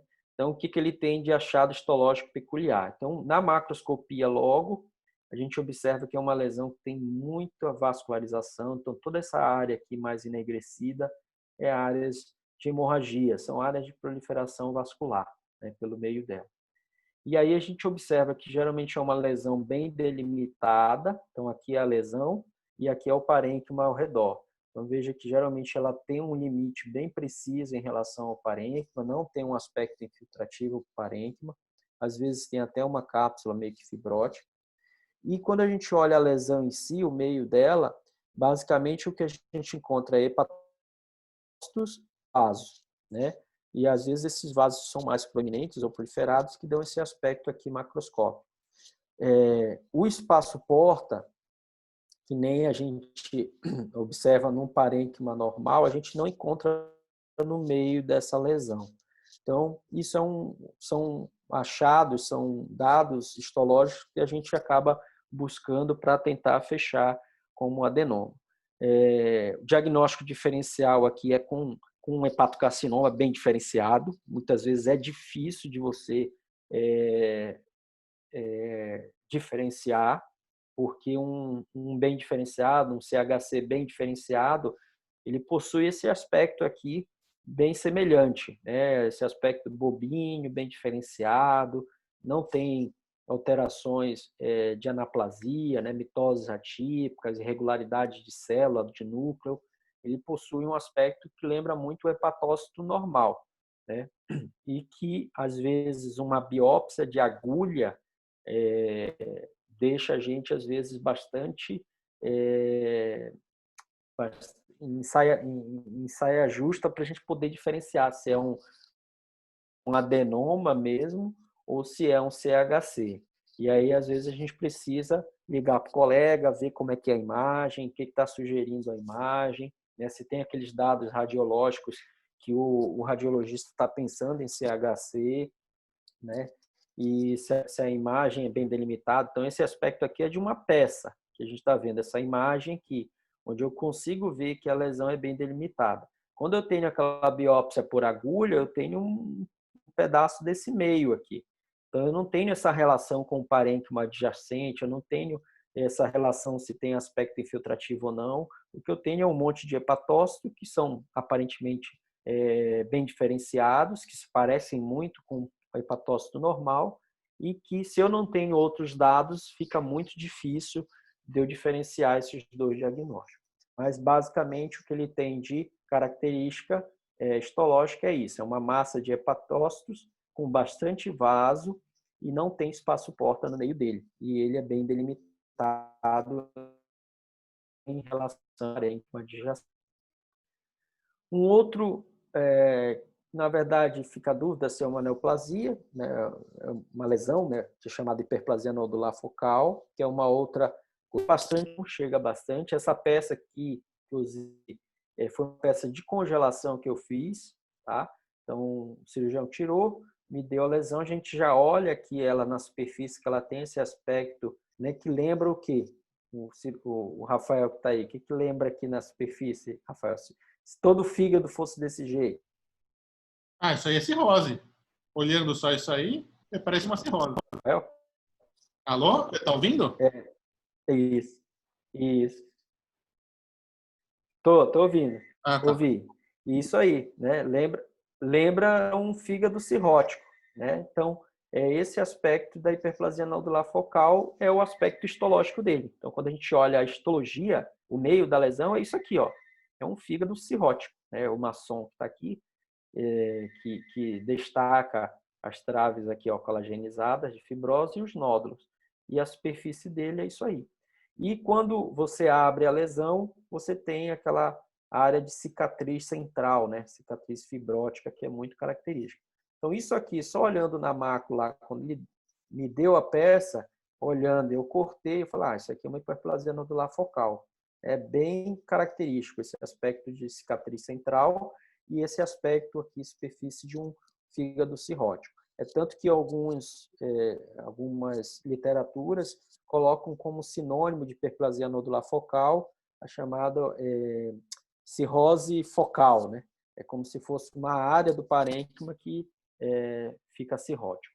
E essa cicatriz central, que é essa região aqui, o que ela tem? Ela tem bastante vaso e bastante ducto proliferado também pelo meio dela. E a gente não encontra nada. Então, é uma lesão relativamente fácil de diagnóstico.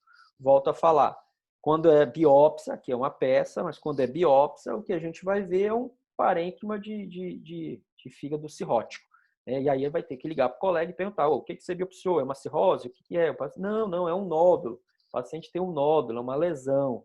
E aí você olha esse aspecto histológico, até que prova o contrário, é uma hiperplasia nodular focal.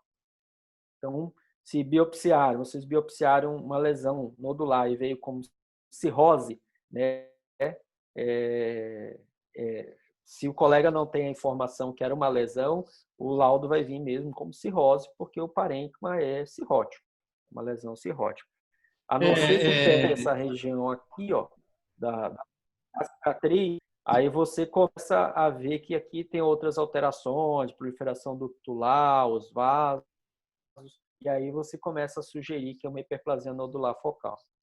Eu ia falar, Rafael? Augusto, assim, via de regra, não é para ter muita biópsia de lesão assim, benigna, porque a imagem hoje consegue diferenciar bem. Essa aqui, dessa foto mesmo, acho que ia ser facilmente visto a cicatriz aí a ressonância, e aí talvez nem indicaria essa ressecção. E se fica em dúvida, opera e resseca. Aí iria a peça toda. Você falou no começo aí que... Recurso. Alô? Né? Tem bastante... Sim. Oi, pode falar. Você falou no começo que o mais usual de vocês verem é o adenoma, né? Mas isso porque não é feito biópsia de hemangioma, porque acaba sendo que diferencial. E é o nódulo mais visto, né? Em achados. Sim. Mas aí, como a imagem é muito típica, o pessoal... Eles acabam não sendo amostrado. O pessoal já não arrisca meter uma agulha, senão vai ser uma catástrofe, né? Graças a Deus, amém. Sim, imagino. Mas esse quadro de adenoma em biópsia, muitas vezes é aquele nódulo, um paciente cirrótico. Tem vários contextos, né, que você vai, mas sim, claro. A gente sabe que também tem CHC em fígado não cirrótico. Sim. Então, às vezes, é aquele nódulo que tem uma radiologia meio diferente, está meio borderline, você não sabe. E aí a biópsia, para a gente, às vezes, é muito, muito ruim. O patologista, às vezes, é difícil você diferenciar. Às vezes, a gente usa coloração, eu vou mostrar daqui a pouco a reticulina. Se pegar só esse meinho, maçaroca, adenoma aí, se for um HCC... Se for um HCC bem diferenciado, é difícil. Né? É complicado, né? É bem difícil. É um diagnóstico que é bem ruim. É bem ruim de ser feito. É caso para discutir mesmo em sessão anátomo-clínica. Bom, e o CHC, né, o hepato celular, aqui mais comum, né, em fígado cirrótico, então a gente pode olhar aqui o corte, tem a lesão, aqui um fígado cirrótico ao redor, você vê que ela já tem esse aspecto, é bem comum quando a gente corta o nódulo, ele ter esse aspecto aqui esverdeado pelo meio dele. Né? Então aqui é um aspecto histológico, o fígado cirrótico ao redor e aqui a lesão. Aquilo que eu coloquei da reticulina, que eu falei há pouco, então quando a gente olha numa histologia normal, geralmente a gente tem aqui uma fileira de hepatócitos, uma fileira única. Aí eu tenho sinusóide, outra fileira, sinusóide, outra fileira. Então, quando eu olho um quadro de CHC, é outro aspecto histológico, para às vezes até diferenciar um bem diferenciado de um adenoma, por exemplo, é que ele começa a ter uma espessura maior dessas traves.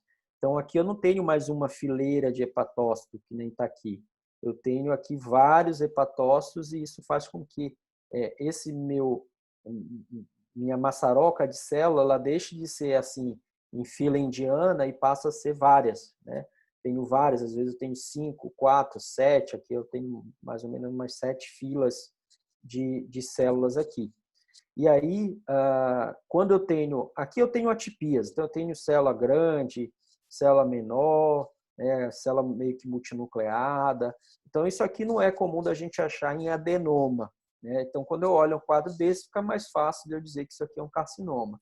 Mas se eu não tenho tanta atipia, que nem está aqui, se as células possuem um aspecto mais bonitinho, esse padrão aqui de alargamento do das filas de hepatócito é importante nesse diagnóstico.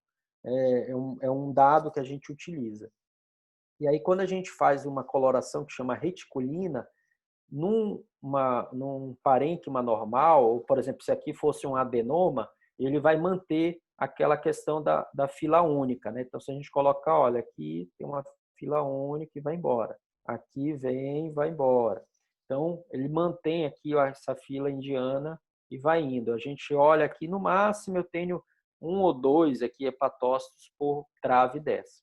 E aí, quando a gente olha num quadro que nem está aqui, que é de alteração de um CHC, veja que eu tenho a perda da reticulina aqui no meio, né, justamente porque eu tenho aquela fusão dessas filas, e aí eu tenho vários hepatócitos aqui pelo meio. Então, é o que a gente chama de perda da trama reticular. É um achado indireto que é bastante importante, bastante utilizado aqui na morfologia, para a gente dizer que aquela lesão é um CHC. Né? Principalmente nessa diferencial entre lesões bem diferenciadas e um adenoma, por exemplo. Ou um nódulo hiperplásico, por exemplo, num contexto de fígado cirrótico. Então, são esses achados de trama reticulina que ajudam bastante para a gente sugerir que aquilo dali seja um CHC. E aí outros achados que podem ter, mas geralmente já a lesão não é mais bem diferenciada. Isso aqui a gente não tem tanta dificuldade em fechar o diagnóstico. Então, eu posso ter esteatose, por exemplo, pelo meio da lesão, atipias, né, aberrações.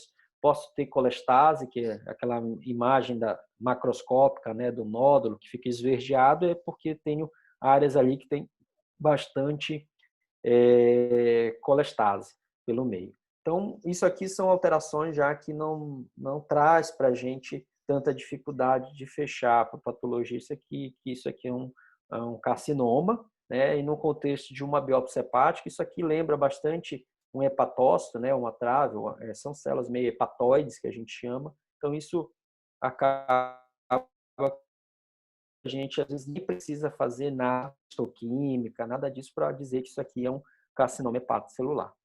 Quando a gente tem dúvida, né, às vezes a neoplasia pode ficar um pouco mais indiferenciada, tipo essa aqui, que pode ser algum outro tipo, pode ser um adenocarcinoma metastático ou alguma outra lesão, aí a gente pode utilizar a imunistoquímica, né, e um EpiPA, por exemplo, ele marca as células e a gente consegue fechar com segurança que isso aqui é de origem hepatocitária, é um carcinoma hepatocelular. Aí eu pulei o fibrolamelar, que não é uma coisa comum da gente ver, né? Tem achados específicos e também epidemiológicos, geralmente em mulheres jovens, mas é um CHC também, é um carcinoma hepatocelular, é um tipo específico, um subtipo de CHC. E aí o que ele tem de característica é que ele tem essas bandas aqui de fibrose pelo meio da maçaroca de hepatócito, né? Que nem está aqui. Então, é por isso que ele é chamado de fibrolamelar. Mas ele, do ponto de vista da origem dele, é de hepatócitos, também vai marcar EpiPA, ele vai ser um carcinoma, um CHC também. O outro tipo, eu vou falar um pouquinho aqui rapidinho já que a gente falou de imunistoquímica, então todo mundo fala em imunistoquímica, mas do ponto de vista básico, o que é imunistoquímica? Então, ela é uma técnica à parte, ela não é mais aquele HE, que nem está aqui, né, a hematoxilina eosina comum do patologista, ela é uma técnica em que ela se baseia numa reação imunológica, que a gente aprendeu lá na faculdade, às vezes até no segundo grau, né? No segundo grau, às vezes a gente aprende aquela chamada reação imunológica tipo chave e fechadura, né? Então, eu tenho antígenos na célula neoplásica ou qualquer célula mesmo comum. Esses antígenos ele pode estar tanto nas membranas, no citoplasma, na membrana nuclear ou dentro do núcleo. E aí o que a gente busca com a imunistoquímica é criar um anticorpo contra esse antígeno que eu estou atrás. Então, por exemplo, eu estou atrás do antígeno hepatocitário, o EpiPA. Então, o antígeno é esse. Então, eu crio um anticorpo anti o antígeno. E isso aqui é a chamada reação chave e fechadura, né? Para cada antígeno eu tenho um anticorpo específico que ele vai se grudar ali. Então eu jogo esse anticorpo na reação, e claro, isso aqui se passa, era manual, mas hoje o mais comum é você ter automatizado, é feito dentro de uma máquina, onde você só joga lá os reagentes e a reação vai acontecendo passo a passo ao longo do protocolo. Então, jogou o anticorpo, se a célula tem o antígeno, esse anticorpo ele vai se grudar a ele, né? Vai ficar. Se essa célula não tiver o antígeno, esse anticorpo não vai ter onde se grudar, e aí ele vai se perder e a reação vai ser negativa. A gente não vai ver nada no final, lá quando a gente olha a lâmina. Se ela for, que nem essa, tem um antígeno, um anticorpo grudou, eu preciso ter um outro anticorpo, é chamado anti-anticorpo, né? Que é o anticorpo secundário. Ele é um anticorpo contra aquele meu anticorpo primário. E aí o que ele tem de interessante, esse meu segundo anticorpo? Ele tem um complexo, né, de revelador, que a gente chama. E aí você joga lá uma solução no final, ele revela e dá essa cor que a gente olha na imuno, que é essa cor acastanhada, né? Então, é justamente por esse segundo anticorpo possuir esse complexo, e isso é que revela a reação, é o que eu consigo ver no microscópio. Então, aqui o que eu estou vendo secundariamente esta cor é esse antígeno que está lá na célula. Tá? Como o EpiPá ele é basicamente de citoplasma, então você vê que o núcleo aqui está negativo, está tudo sem estar marcação acastanhada, ele está com uma marcação meio roxinha, né? E o citoplasma das células aqui todos estão marcados acastanhado, que é justamente essa reação.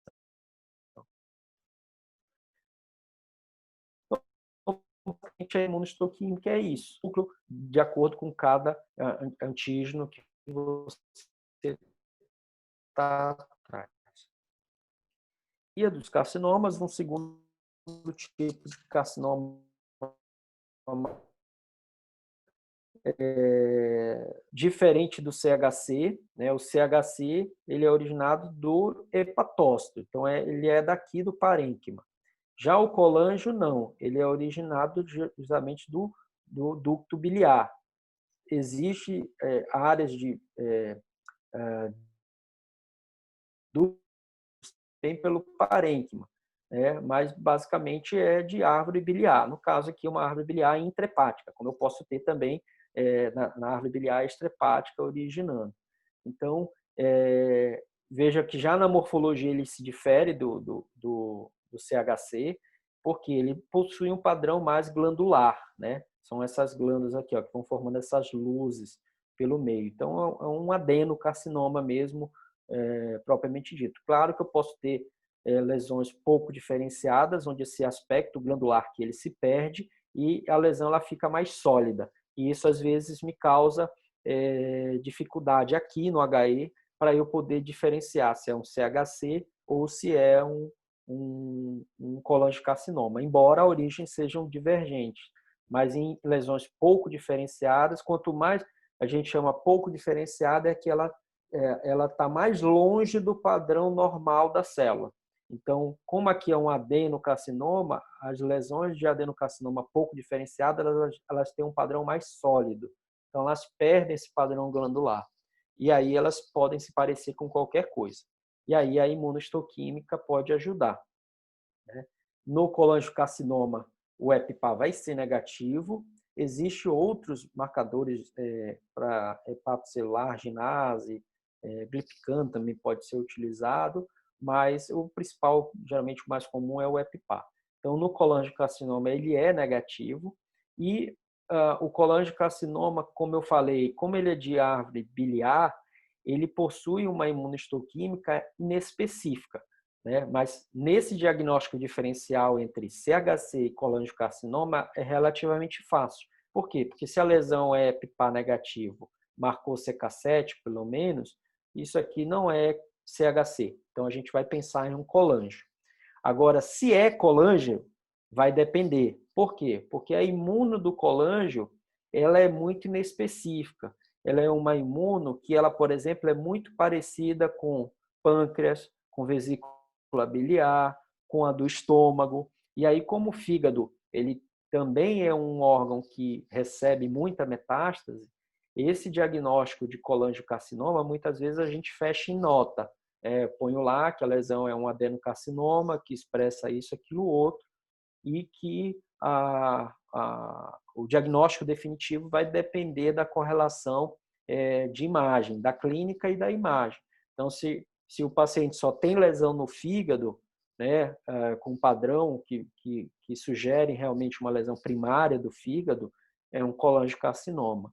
Mas, por exemplo, o paciente tem uma lesão no pâncreas com essa lesão no fígado, isso pode ser uma meta do pâncreas por fígado, né? Ou se ele tem uma lesão ali de colédoco, tem alguma alteração. Então, o diagnóstico final do colangio, na verdade, acaba sendo de exclusão. Se não tiver lesão em nenhum outro lugar, não tem endoscopia normal, não tem lesão no estômago, nada, lesão única no fígado ou com padrão que sugere lesão primária hepática, fecha-se o diagnóstico de colangiocarcinoma. Não tem um marcador específico para ele, né, como acontece no CHC.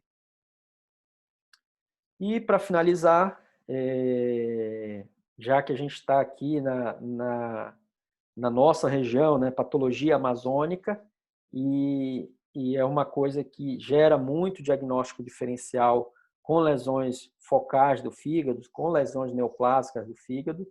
Olhando essa imagem, o que vocês pensam aí? Hidatidose. Pode ser qualquer... Fica fácil. Em São Paulo eu não pensaria, mas aqui... O Aníbal acho que nunca ouviu falar em hidatidose, né? Mas tem bastante aqui lesões do fígado, formam massas.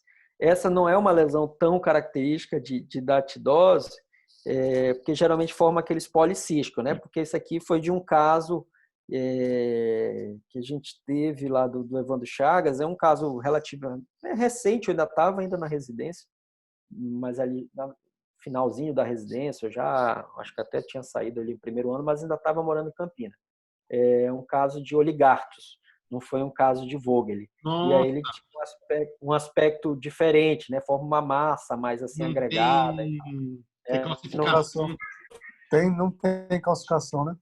Policístico.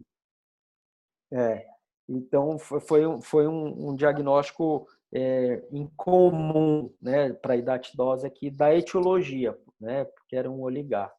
Mas, por exemplo, esse outro caso aqui foi uma congelação que eu fiz lá em Santarém, né? Eu estava lá, eu vou para lá fazer congelação, estava lá, e aí, Augusto, vem olhar aqui um caso, tal. Aí ele ressecou a lesão, era uma menina jovem, e aí tinha todas essas lesões aí, no peritônio, né, em mesentério, tem lesões hepáticas também, e aí ele tirou a peça, olha, a peça era essa aqui, um pedaço ali do mesentério, e aí a gente já pode ver, olha, que vai formando. Então, já na macro lá, eu falei, opa, isso aqui, estou achando que é uma coisa.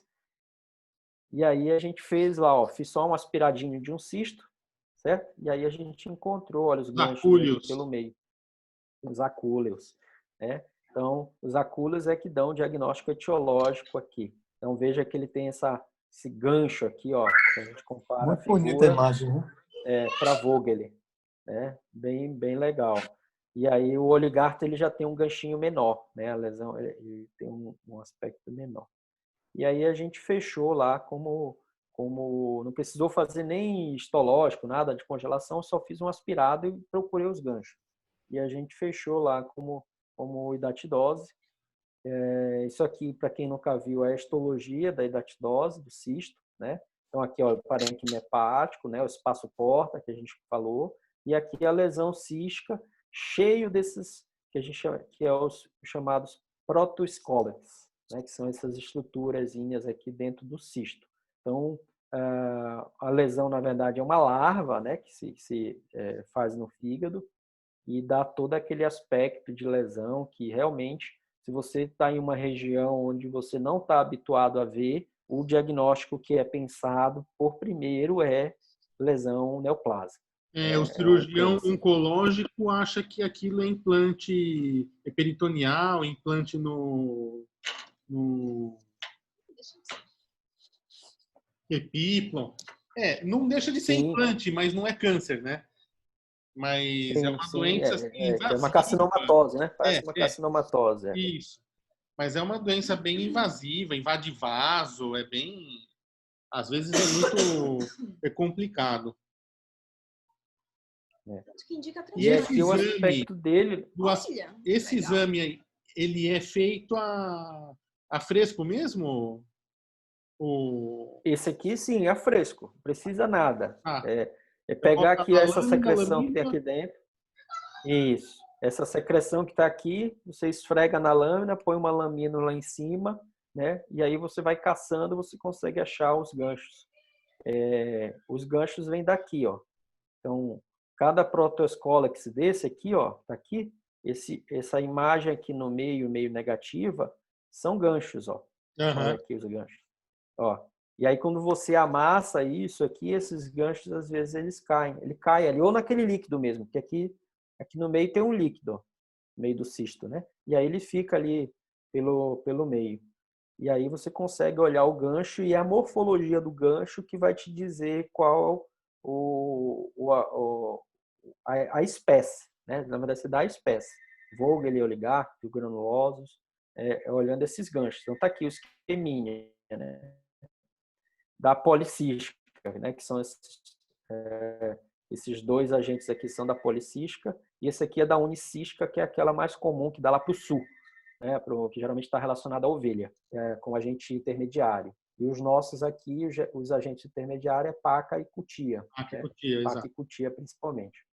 E aqui é o Vogel, tem o gancho maior, e ele é mais arqueado, aqui mais anguloso, e o oligarca ele tem um ganchinho menor, né?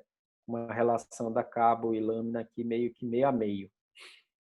E aí você consegue dizer a espécie com base nessa morfologia do gancho. E, às vezes, isso aqui é importante porque já tive casos em que você não consegue achar isso aqui. Você não consegue achar o protoxcólex, né? Mas você consegue ter um diagnóstico presuntivo. Às vezes o colega pensa, né? Quem examina e quem acaba dando com esses pacientes, olhando as lesões radiológicas, às vezes pensa, mas a lesão, dependendo do estado evolutivo dela, você não vai ter um aspecto que nem esse, de formação ativa, assim, de protoxcólex. Então, o que você vai ter é alterações já finais, meio que como se a lesão tivesse o sistema imune meio que destruindo a lesão. E aí, muitas vezes, o que você observa é isso aqui.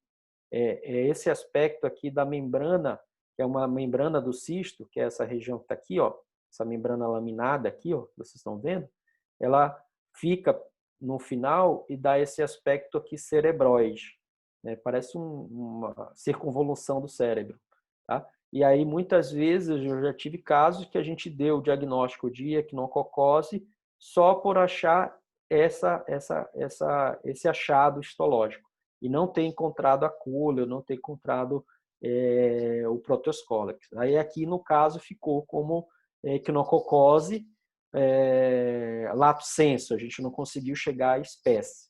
Né? Augusto, isso é o cisto já vazio, né? Isso, é como se fosse aqui, ó, tem reação inflamatória ao redor. Colapsado, né? Isso, colapsado, células gigantes aqui, ó, ao redor da lesão, e aí o que resta dele é essa membrana laminada que ela ganha esse aspecto cerebroide aqui. E aí isso não é raro de acontecer, já vi alguns casos em que a única coisa que a gente encontra é isso. E é isso que eu queria... Doutor, como é o nome do termo? Aspecto cerebroide, é membrana laminada. É essa membrana bem aqui, ó. Aqui é fibrose, que é do hospedeiro, e o cisto, ele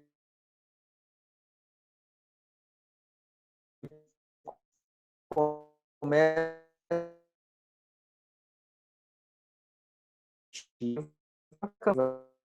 brotando escola, é como se tivesse um cisto dentro do outro aqui, ó. Aqui é um cistozinho, que é um pedaço dessa membrana germinativa que está aqui, ó.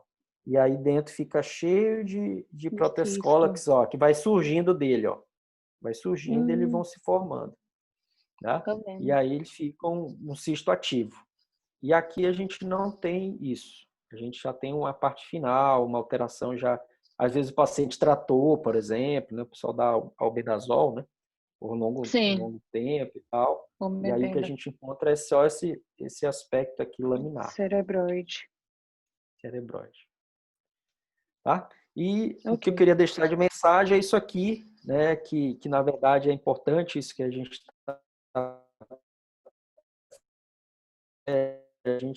apesar, vocês devem ter achado, ficar vendo um monte de imagem aí de histologia, coisa que eu não estou entendendo, essas bolinhas aí, rosa, violeta e tal, mas que muitas vezes a gente precisa dessa correlação. Como às vezes eu vou para uma aula de radiologia, não entendo bolunfa do que o cara está falando lá direito, às vezes a parte clínica, classificações e tudo, mas é importante que a gente tenha ali, o que a gente está atrás é da informação para o paciente, né? Chegar no diagnóstico mais comum. E às vezes a gente fica muito no nosso mundinho, né? A gente acaba tendo as nossas verdades, né? Mas a minha verdade pode ser errada, né? Eu posso estar cego ali naquele momento, né? Como eu falei, uma biópsia de um nódulo daquele de hiperplasia lá nodular focal, eu chamar aquilo de cirrose, porque eu não tive a humildade de ligar, de ir atrás do colega, de saber se aquilo era uma lesão, se era cirrose mesmo que ele estava atrás, né? E muitas vezes acabou que isso, para o paciente, para o colega às vezes vai entender, mas para o paciente às vezes, poxa, como é que ele chamou de cirrose? Eu tenho um nódulo, né? Eu não estou cirrótico e tal. Então, vejam que às vezes é uma coisa meio, parece ser simples, mas que tem uma repercussão enorme. E a gente trocar informação. A gente gosta de botar essa imagem do mamute aí para ressaltar isso daí. E aí, obrigado, e espero não ter me delongado muito e puxado aí, acho que começou 1h30, né? Foi bastante tempo. Não, mas assim, mas espero ter colaborado. A aula foi excelente. Excelente, muito didática e, como eu falei, assim, acho que é importante para o residente. Você está ouvindo que está falhando aqui? Alô? Está ouvindo alguém? Cortou tudo aqui. Nossa, cortou tudo aqui. Vocês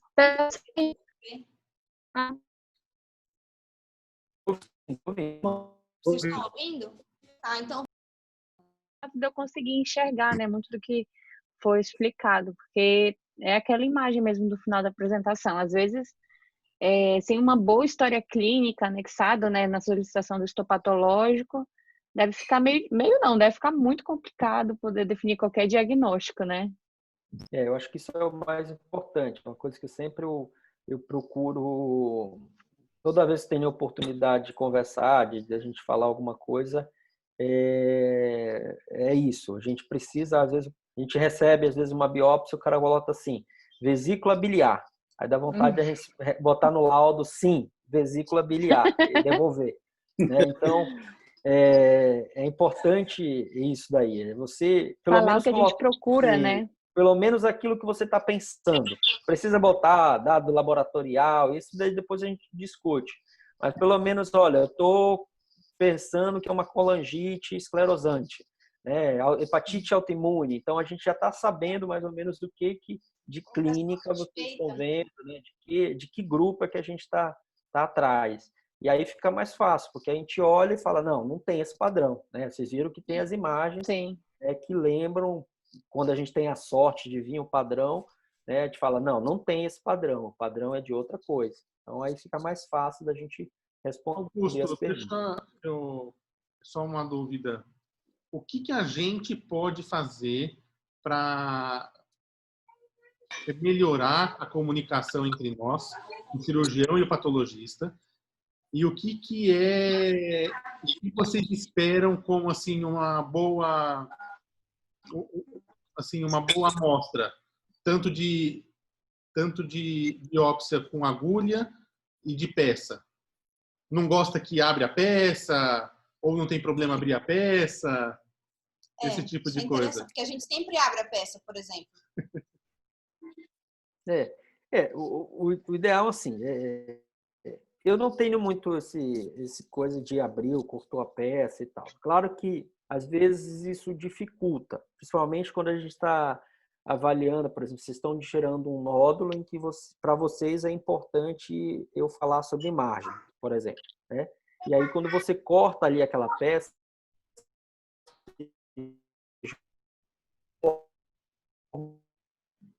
essa oportunidade de ver a peça depois, ver que a peça fica toda assim, esgarçada.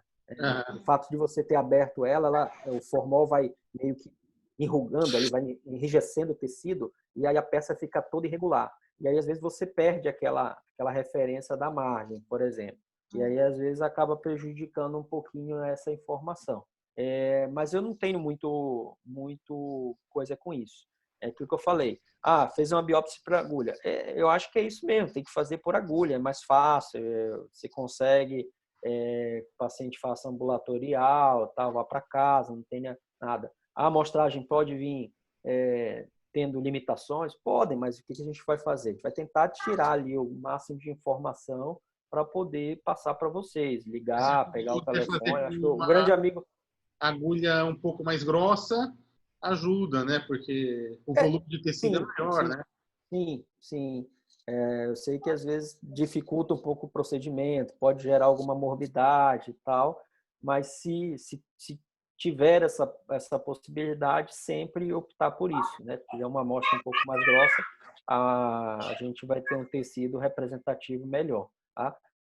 Isso é muito, às vezes, também depende muito. Fígado tem esses diagnósticos diferenciados, depende hemato, eu faço muito hemato. O importante é que a gente tenha o linfonodo na mão, porque às vezes é muito heterogêneo, mas é comum a gente receber biópsia para dar diagnóstico de linfoma, biópsia por agulha. E aí não tem jeito, a gente tem que se virar ali, mas geralmente, a maioria das vezes a gente consegue sim dar uma informação. Augusto, a aula foi excelente. Muito obrigado. Muito bom. Vai chamar depois para dar uma aula só sobre o transplante, mais para frente, ano que vem. Você já deu o gancho para a gente convidar para uma próxima aula. Agora você está lascado. Não, foi bom mesmo. Até que eu tinha contato, né? Porque a gente estava na residência, tinha um certo contato. Agora faz muito tempo que eu não... Mas vai voltar nada, em breve. Abre livro é bom para mim. Isso, mas é bom para mim também. Você abre o livro, vê algumas coisas interessantes, relembra coisas. É para começar o programa no fim do ano ou no começo do próximo ano. Então, aí a gente vai organizar lá na Santa Casa para essas biópsias irem lá para você, sabe? Porque isso é melhor mesmo.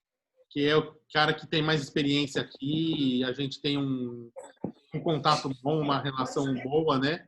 A gente consegue ter esse diálogo bom aí, acho que vai ser bom para todo mundo, né? Para nós, para o doente, para você, a gente consegue gerar um conhecimento também com uma casuística nossa. Acho que vai ser muito legal. Porque a gente vai aprendendo todo mundo, né? Vai aprendendo junto. Isso é verdade. Com nossos casos. Aprende com